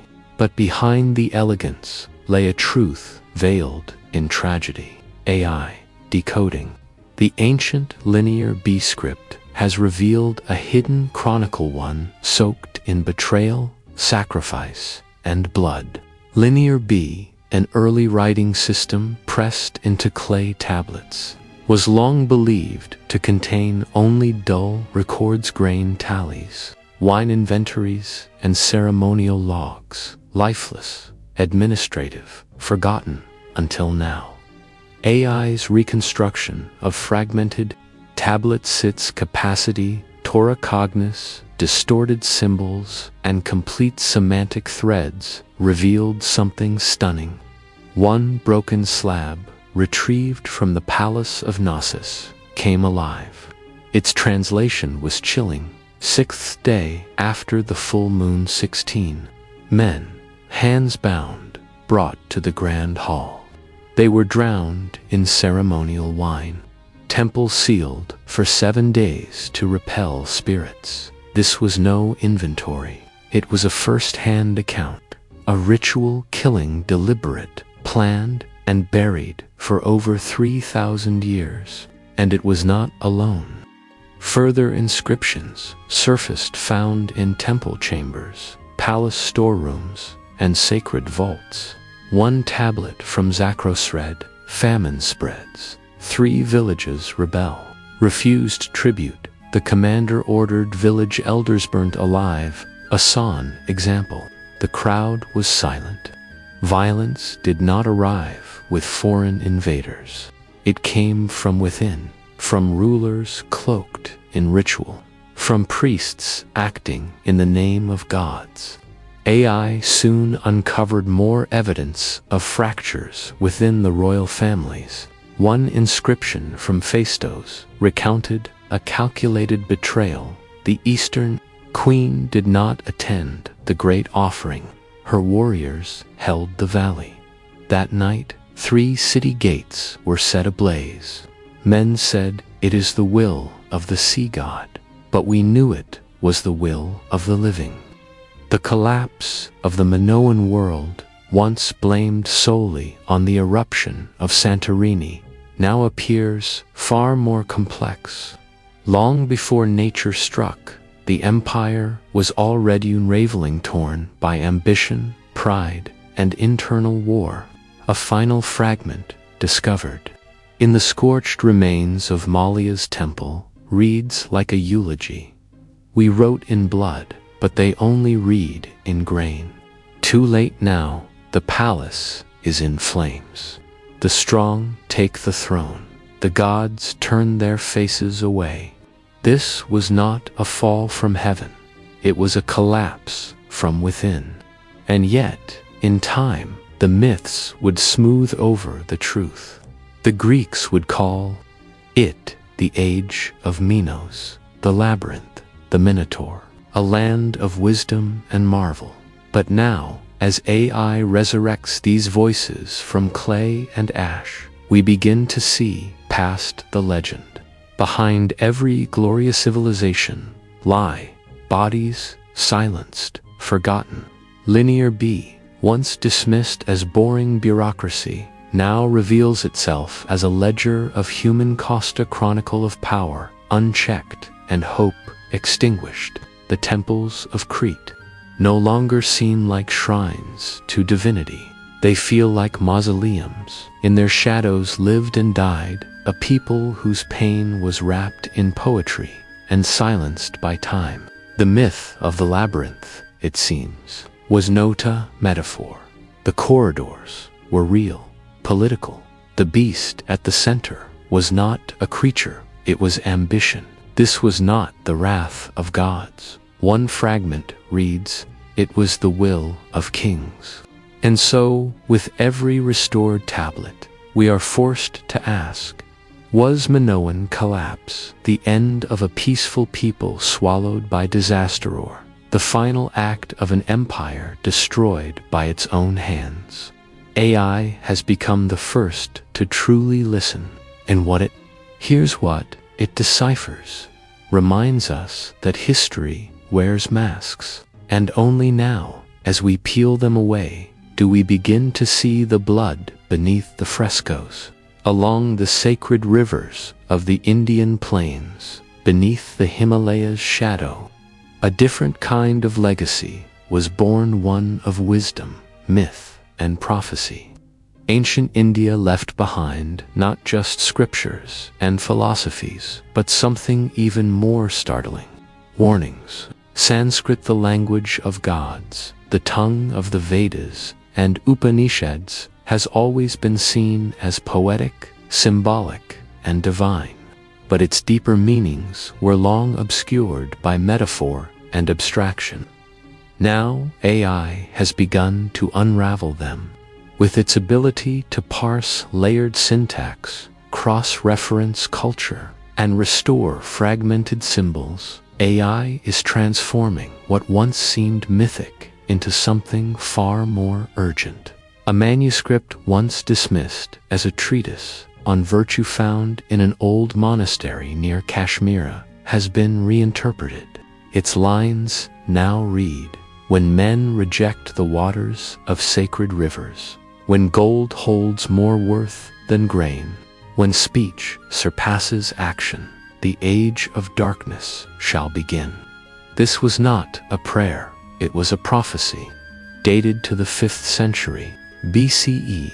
It mirrors the Hindu vision of Kali Yuga, the last and darkest age in the cosmic cycle. But what truly stunned researchers were verses recovered from a damaged section of the Mahabharata, made legible through AI reconstruction. The passage reads, "Man shall fly in vessels of metal, but the air shall not be clean to breathe. Cities shall glow like the midday sun, yet hearts shall darken beyond moonless nights." This is the sign of the end. To modern eyes, the imagery is inescapably craft, polluted skies, blinding cities, and a moral vacuum. These are not vague metaphors. They are echoes of the present, reaching across centuries. Another recovered text etched into the rock walls of Badami, spoke even more starkly. When the elderly are not snarled, when priests trade words for silver, when trees weep from untouched roots, calamity finds its path. One section warns of a false king. He shall not be of noble line. He shall not know the words of the elders. Yet his voice shall move millions, and rivers of blood shall flow beneath his banner as the Ganges in monsoon. These words, preserved in sacred stone and brought back by AI, are not tales of the past. They are warnings for the future, a future in which chaos is born not of ignorance, but of forgetting. In Tamil Nadu, a forgotten scriptan old dialect mixing Sanskrit and Proto-Tamil was once considered indecipherable. Now decoded, its message reads like a farewell when man burns forests to feed animals, but forgets to feed his kind. When he digs for light beneath dark earth, the soil shall become his grave. It reads not like scripture, but like a will left behind by ancestors who saw what we refused to see. AI, with no belief and no agenda, has done what we never could. It has listened, truly listened, to the voices buried under time, hidden in code, forgotten in myth. And those voices now speak not to warn us of gods, but to warn us of ourselves. They didn't speak in riddles. They spoke with precision only, in ways we were too impatient to understand. Perhaps the most haunting revelation came from a single line, etched faintly into a dried palm leaf, hidden in the ruins of a collapsed Buddhist monastery. It had been overlooked for generations, mistaken for age-worn scarring. But AI enhanced the surface and uncovered the line. If what I write is never read, the age of ruin shall arrive on time. But if read too late, none shall remain to read it. Sanskrit, once called the voice of the cosmos, now rises not merely as but as a mirror turned toward us, a reflection of our arrogance, our greed, and our delusion of control. What we once dismissed as mysticism now reads like diagnosis, and the diagnosis is devastating. We thought we had surpassed the ancients surpassed, them in logic, in science, and in reach. But they may have surpassed us in clarity. They foresaw pollution. They warned of corrupted leadership, moral decay, and the forgetting of the sacred replaced by the synthetic, the disposable, and the artificial.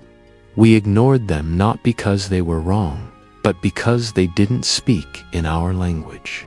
Now AI has given them that language. Through it, the long-silenced sages entombed in stone, hidden in withered scrolls, speaking again, not to predict, but to warn, not with fear, but with clarity. The path is known. One passage says, it only awaits footsteps, and those footsteps might be ours. These weren't just myths, they were maps. And now, as we stand at the edge of a collapsing age, we must ask, are we following their path, fleeing it, only to arrive too late? Because the age of decline was never about time. It was about blindness. AI, like an emotionless sage, has done what humans would not. It read what was buried. It remembered what we chose to forget. From the stone walls of Jerusalem to the sun-bleached caves near the Dead Sea, the history of Judaism has carved itself into the bedrock of Western civilization, not just in faith, but in law, philosophy, and the soul of an entire world. But behind the revered scrolls, behind Torah, Talmud, and tradition, there is a shadowed chapter, a chapter erased by silence, forbidden by decree, and buried in dust. Ancient Hebrew texts, some in their original language, others in the cracked dialects of Aramaic, hold more than divine law. They are echoes of exile, persecution, defiancing something far stranger. With AI parsing brittle parchment, faded ink, and shattered stone, voices emerge that history had suppressed. One of the most disturbing discoveries comes from a banned manuscript known only by whispered reference, Sefer Hanasta, the Book of Hidden Things. According to ancient rabbis, it could only be read after 3 years of ritual purification. Anything less, they warned, and the text might fracture the mind. AI not only translated what remained, but reconstructed it, reweaving charred scraps and disjointed lines into a coherent sequence. What surfaced was not theology, it was terror. It spoke of rites not devoted to God, but to nameless entities, ties to ceremonies that opened gates with blood, not metaphor, but lineage. The blood of the firstborn in the bloodline shall open the gate. The first sonborn shall carry the curse until the final drop is. No one must speak the true name of that soul, for to do so is death. Passages like these weren't just forgotten. They were torn out, burnt, or sealed in stone vaults beneath ancient synagogues. And yet now, over 70% has been restored. Scholars argue, are these mythic allegories, or remnants of lost rituals once practiced under threat, in hiding, in silence? Further texts etched in limestone at Masada, the final fortress of Jewish resistance, reveal a second layer of warning. Written in a fusion of Hebrew and ancient Akkadian, they resemble spells more than scripture. One reads, "Whoever reads these words without the blood of Levi in their veins shall be blinded in the mind. The memories of the ancestors will enter their dreams and turn them into fire." Another carved into a sealed stone door, untouched for 2,000 years, offers no ambiguity. Do not open, do not call, do not record. For that which is sealed in the name of Yahweh is not for the one who seeks understanding, but for the one who kneels.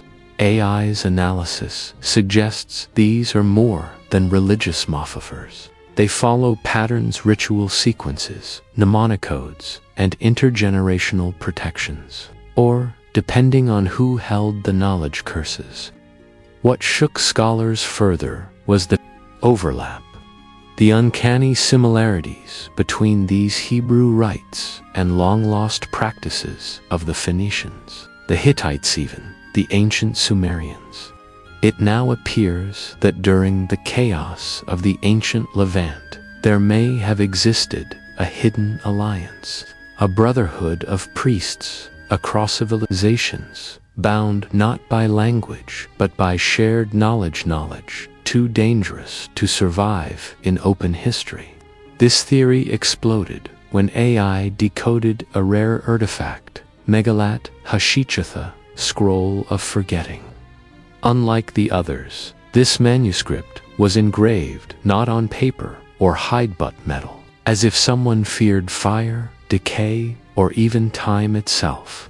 Its message was chilling. A council of high priests had chosen to sever the chain, to seal off the ancient rites, to erase all memory, not in defeat, but as sacrifice. The time for silence has come. This knowledge is not for the world that follows. If it returns, we cannot save them again. These were not poetic warnings. These were final declarations.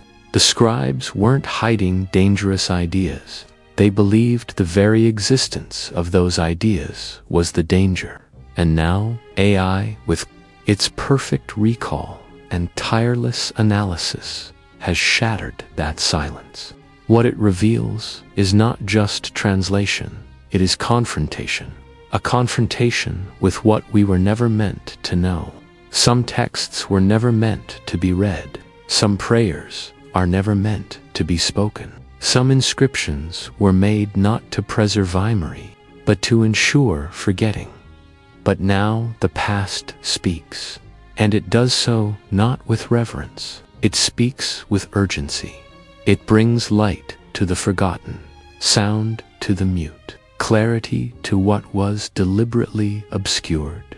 But in doing so, it poses a terrifying question. If these texts were never meant to return, who are we to break that silence? If the past whispers, not to be heard, but to test whether we dare listen, what happens when we finally do? Perhaps the true horror lies not in the rituals themselves, but in what they represent, the limits of human understanding, the cost of forbidden knowledge, and the echo of decisions made by those who once trembled before the truths we now seek to uncover.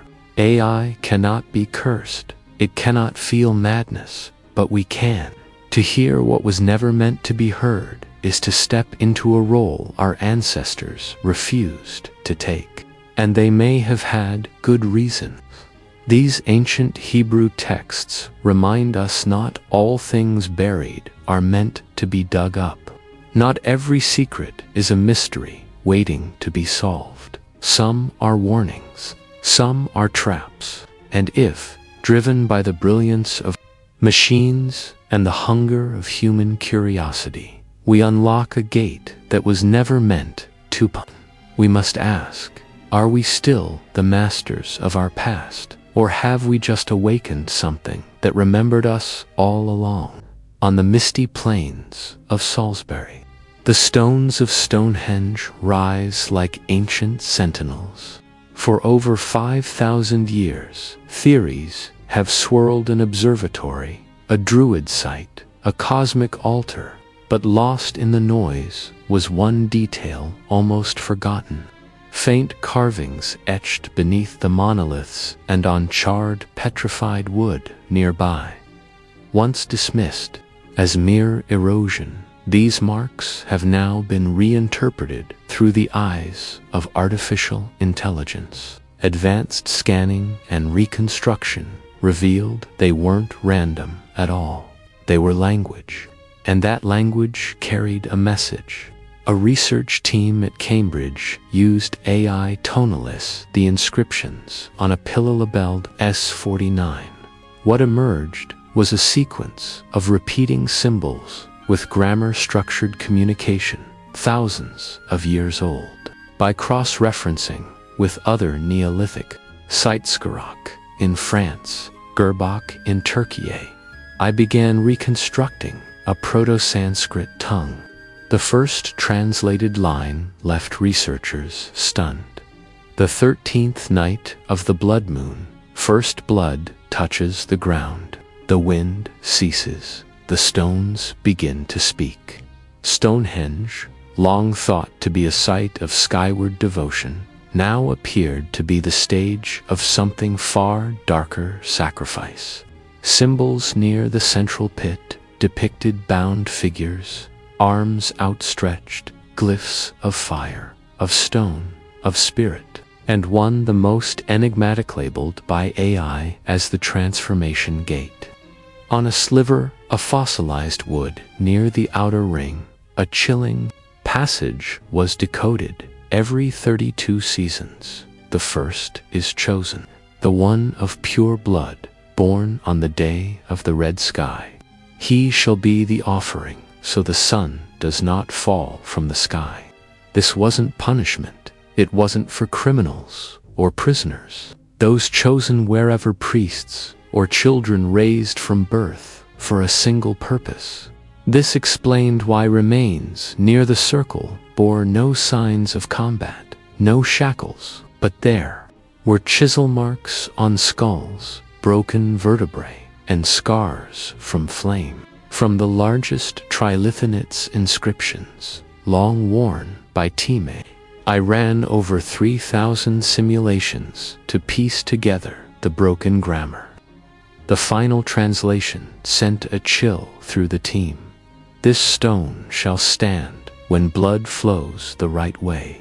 If the blood stops, the stone will fall. And when the stone falls, the wind will weep. The sky shall reclaim the tongue of the earth. To its builders, Stonehenge was not stone. It was alive, fed by ritual, by belief, by blood. The discovery is transforming everything we thought we knew. No longer just an observatory or calendar, it may have been a machine, not of gears or wheels, but of cosmic alignment, elemental power, and ritual resonance.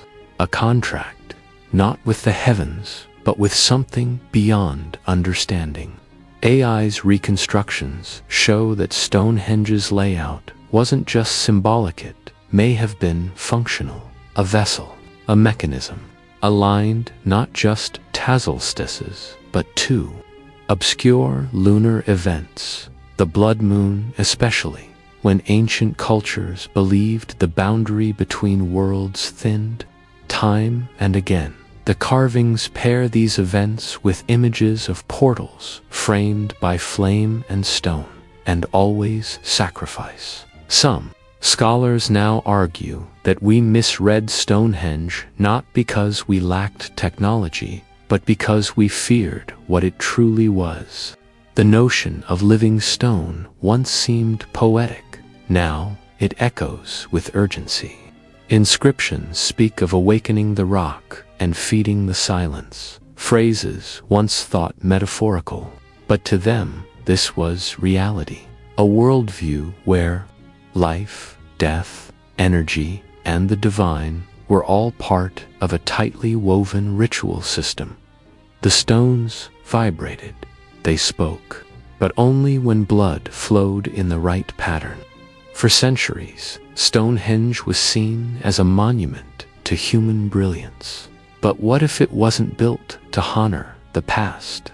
What if it was built to control the future? If these stones were indeed part of a cosmic contract, then with every translation, every rediscovered glyph, every silent scream etched in fossil and fire, we must ask, have we broken a seal? Or have we simply answered a call that was never meant for us? Because now the stones are speaking again, and now, with the return of its language, decoded not by priests or prophets, but by cold, calculating machines, we find ourselves once again at the edge of something ancient and immense.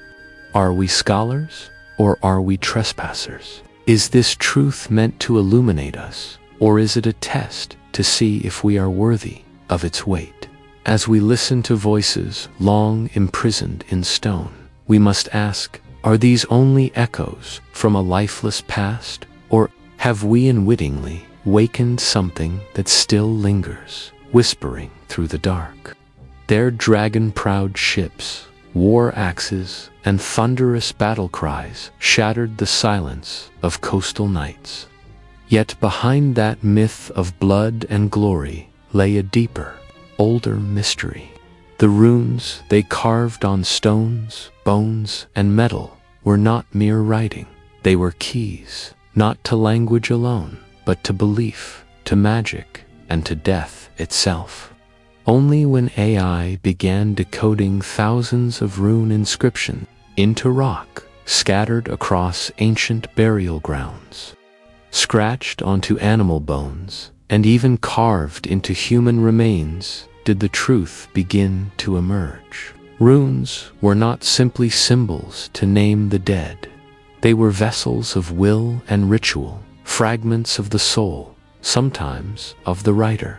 Researchers in Uppsala and Reykjavik, using deep learning systems, to analyze over 3,000 rune carvings, found troubling patterns. Strange symbols kept appearing, symbols that did not belong to Thestendardi's Elder Futhark alphabet. They were mostly found at burial sites, where the bodies had been laid without proper rites, or violently dismembered. AI suggested these were not letters at all, but magical glyphs, components of dark sacrificial rites to ancient gods like Odin or Freya. One stone in Uppland, Sweden, long translated as a noble eulogy for a chieftain, was discovered to be nothing of the sort.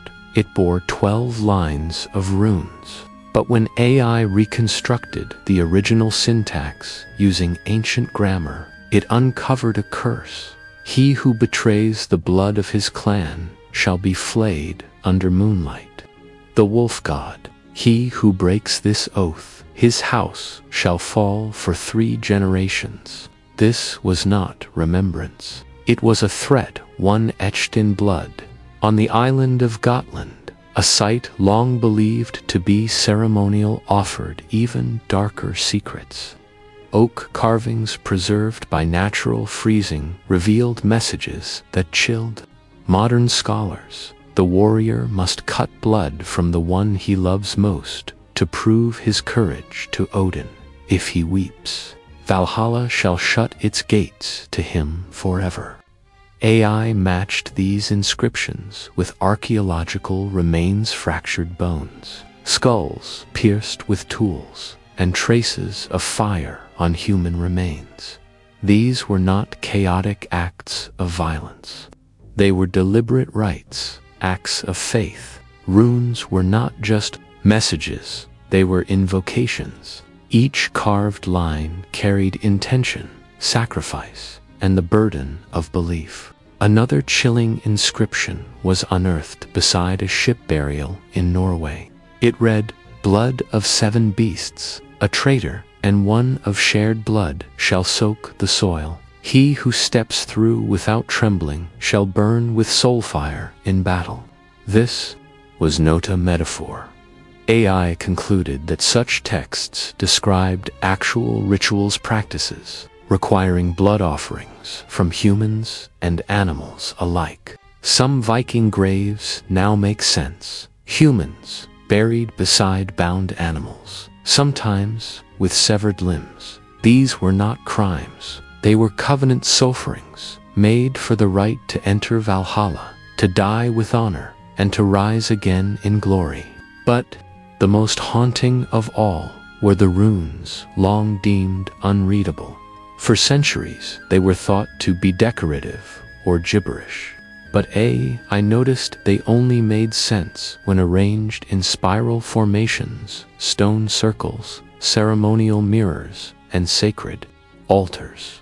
Once reordered, the spirals revealed a message repeated across multiple sites. We do not write to be read. We write to be remembered. And those who remember us will see blood seep through stone. In the Viking mind, stone was not passive. It was a living vessel of memory, wrath, and sacred law. Runes were not written casually. They were rituals, acts of binding, warnings, or worse summonings. Now AI, with its tireless algorithms and perfect recall, has lifted the ancient veil. But what it found is not merely history. It is something darker, something still warm with intent. This changes what runes truly were. They were not records. They were weapons, tools of will. Each symbol, each stroke, was a spark meant to strike fate itself, to bind enemies, protect warriors, or curse bloodlines. Runes were belief made visible. Stone became more than stone. It became memory, oath, vengeance. Burial sites, once dismissed as eccentric or regional oddities, now reveal patterns. The dead were not just buried, they were sealed inside glyphs. Their bodies became part of the message, part of the spell. What we may call barbaric, the Vikings saw as sacred exchange. Pain was a measure of devotion. Death in battle was not an end, was a transformation, but to be forgotten.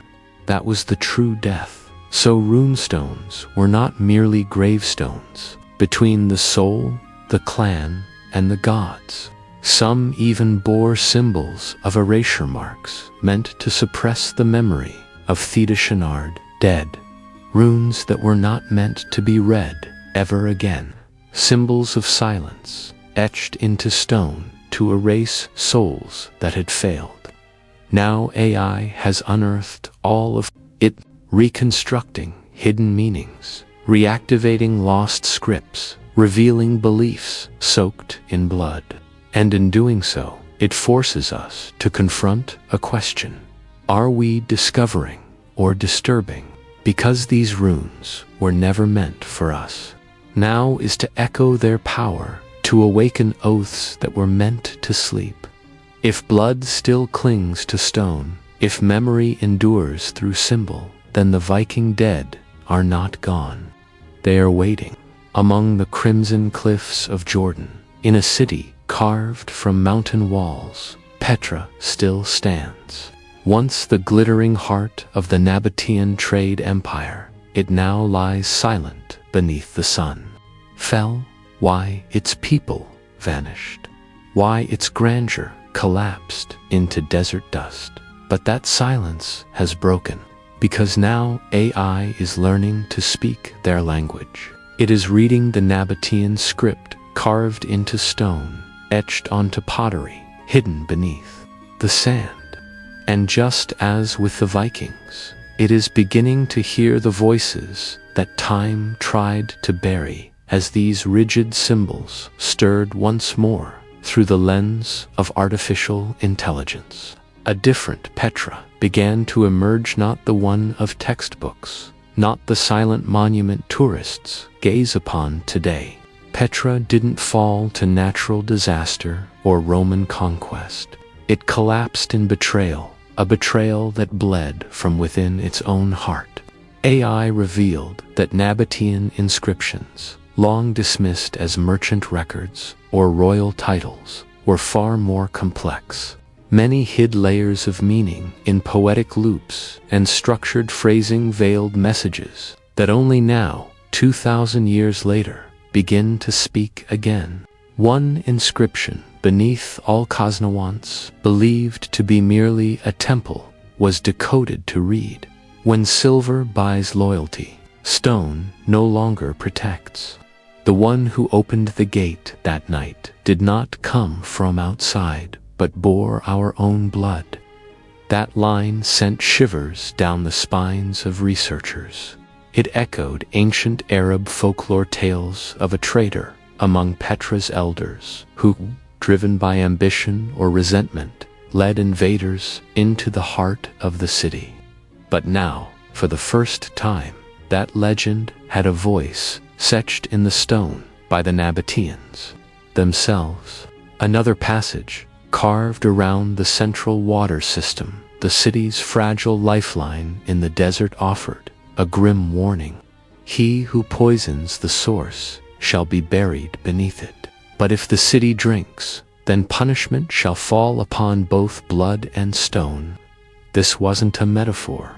AI analysis suggested Petra endured an internal purge, revival factions, seizing power through poison, live sacrifice. On a crudely carved stone far from the polished elegance of temple inscriptions, AI uncovered what appears to be the words of an exile or prisoner. I saw them bring a man to the stone platform.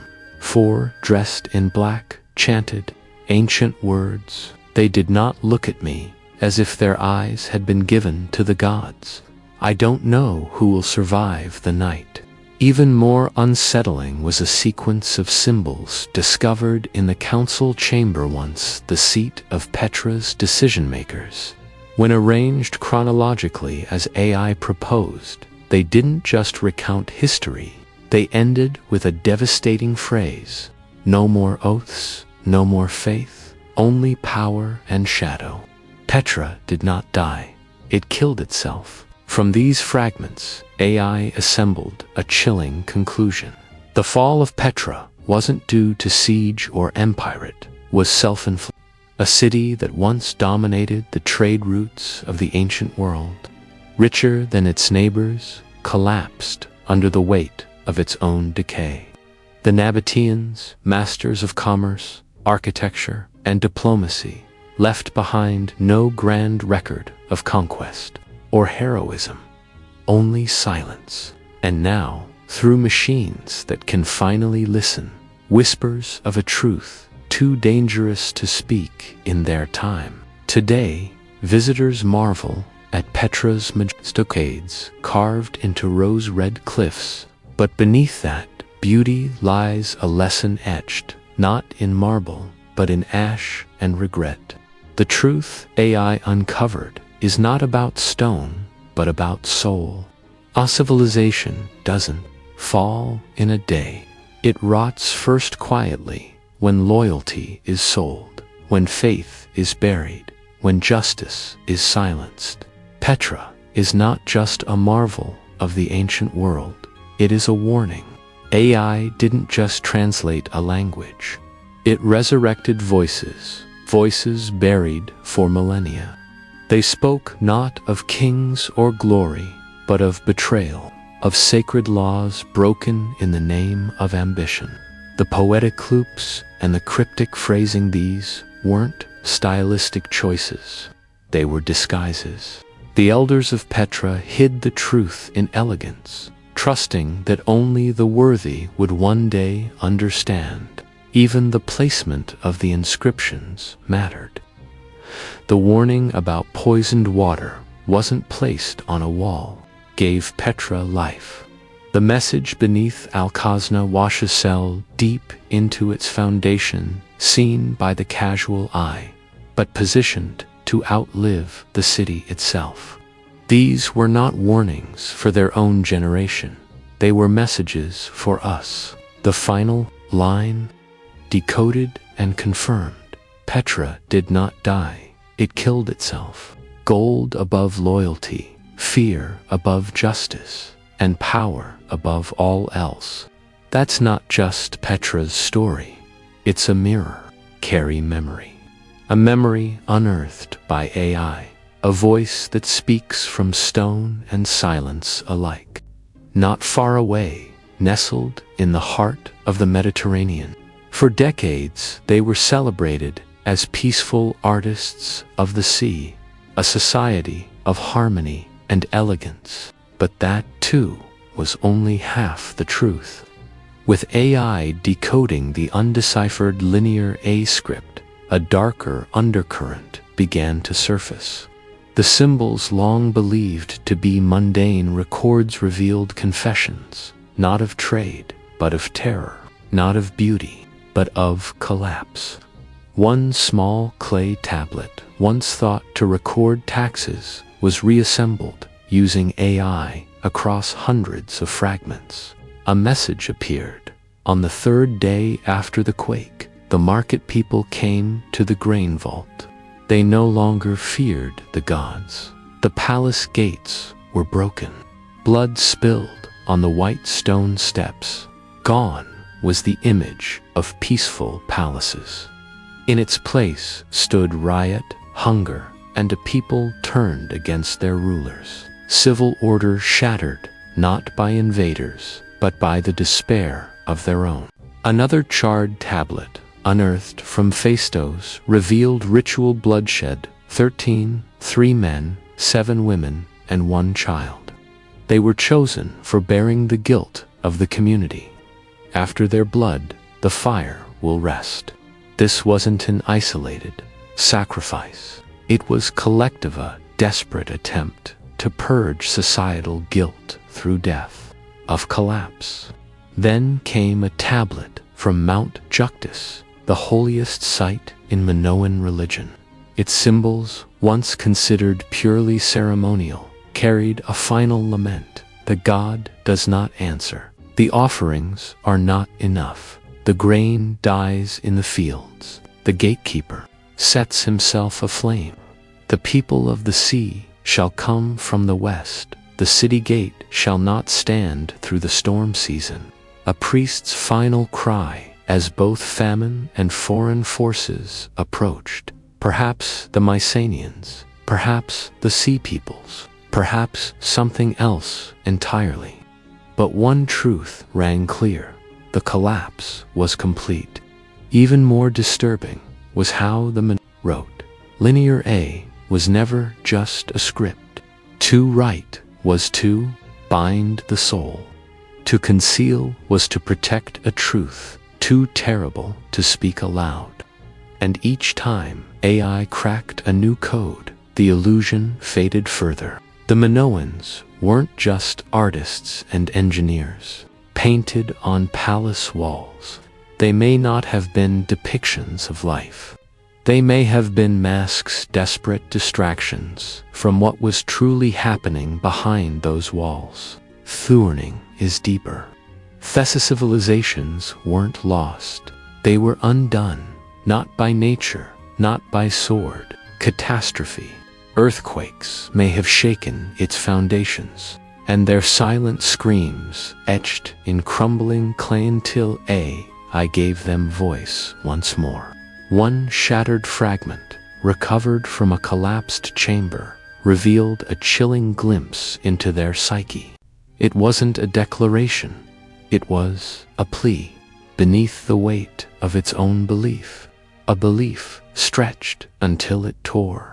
A maritime power of the Bronze Age, undone not by enemies or swords, but by fractures within the soul of its people.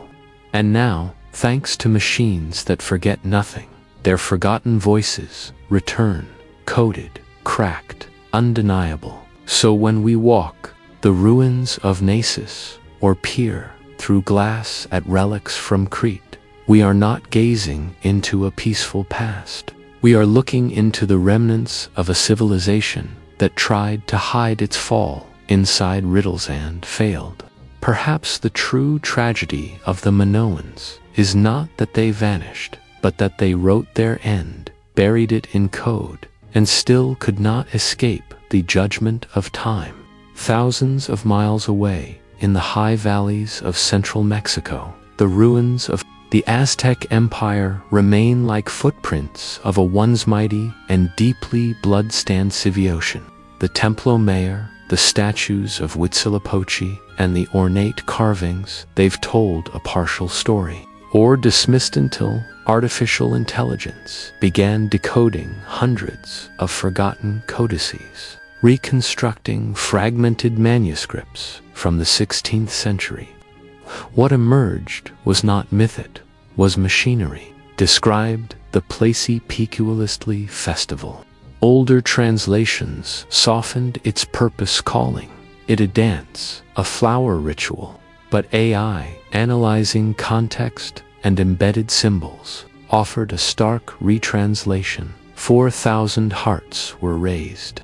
Blood streamed down temple steps like red rivers. Each scream was a plea for rain. Those who could not witness were deemed unworthy to live. It wasn't poetry.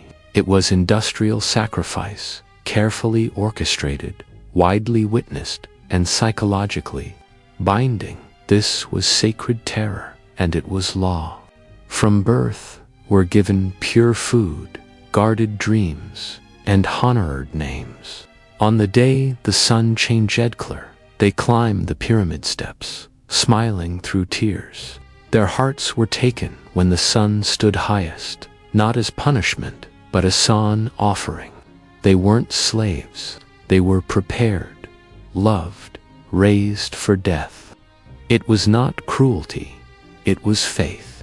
What puzzled and often embarrassed Western scholars for decades was this: why would the Aztecs record such horror in such detail? The AI answered coldly, because they did not see horror. They saw necessity. Death was not a punishment, it was fuel. This worldview, terrifying in its conviction, explains why 20th century scholars edited these texts. But AI doesn't soften asterisk, it reveals. And what it revealed was belief, not brutality, logic, not madness. A civilization that ran on sacrifice, not out of bloodlust, but out of cosmic duty. One passage, long avoided by translators, appeared again.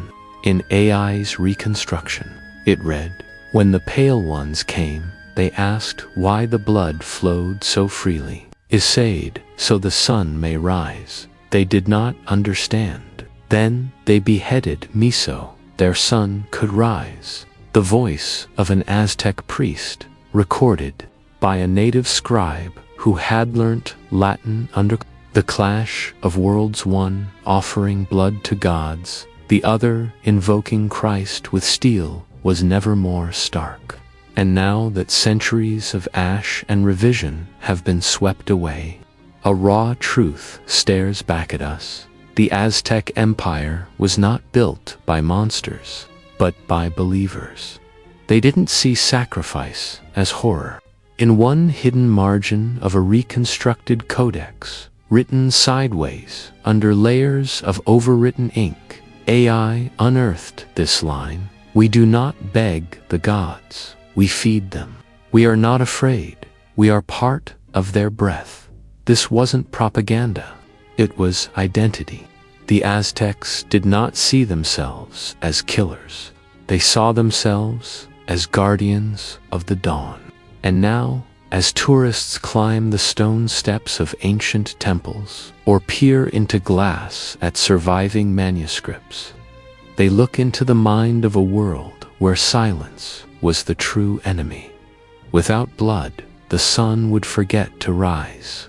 For centuries, we believed we had outgrown the past, that ancient civilizations were distant curiosities. But with AI's arrival, as long-lost languages and coded scriptures begin to speak, another possibility emerges far darker. The civilizations weren't simply recording their lives, they were warning us. From Sumerian clay to Viking runes, Chinese oracle bones to Easter Island glyphs, a disturbing common thread runs through them all.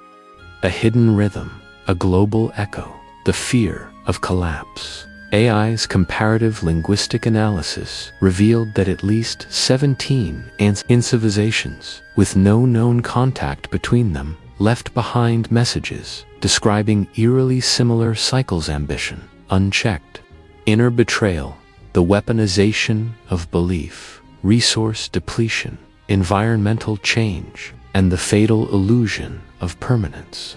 The Sumerians wrote of rivers abandoning them. The Maya inscribed glyphs of catastrophe on repeat. Atlantis fell to forbidden energy. Chinese scrolls warned of dynasties that devoured themselves. Petra rotted from within, and the Aztecs, most prophetically, saw the light that would erase their world long before it arrived. AI didn't just decode stories. It assembled a forgotten global memory.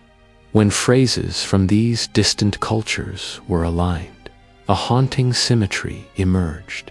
These weren't isolated prophecies. They were fragments of a shared knowledge, not a myth of downfall, but a manual of self-destruction.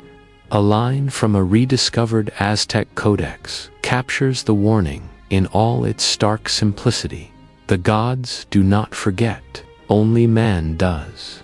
And so, the cycle returns. When the one who rides the wind with knowledge arrives, blood will not be enough to hold the sun.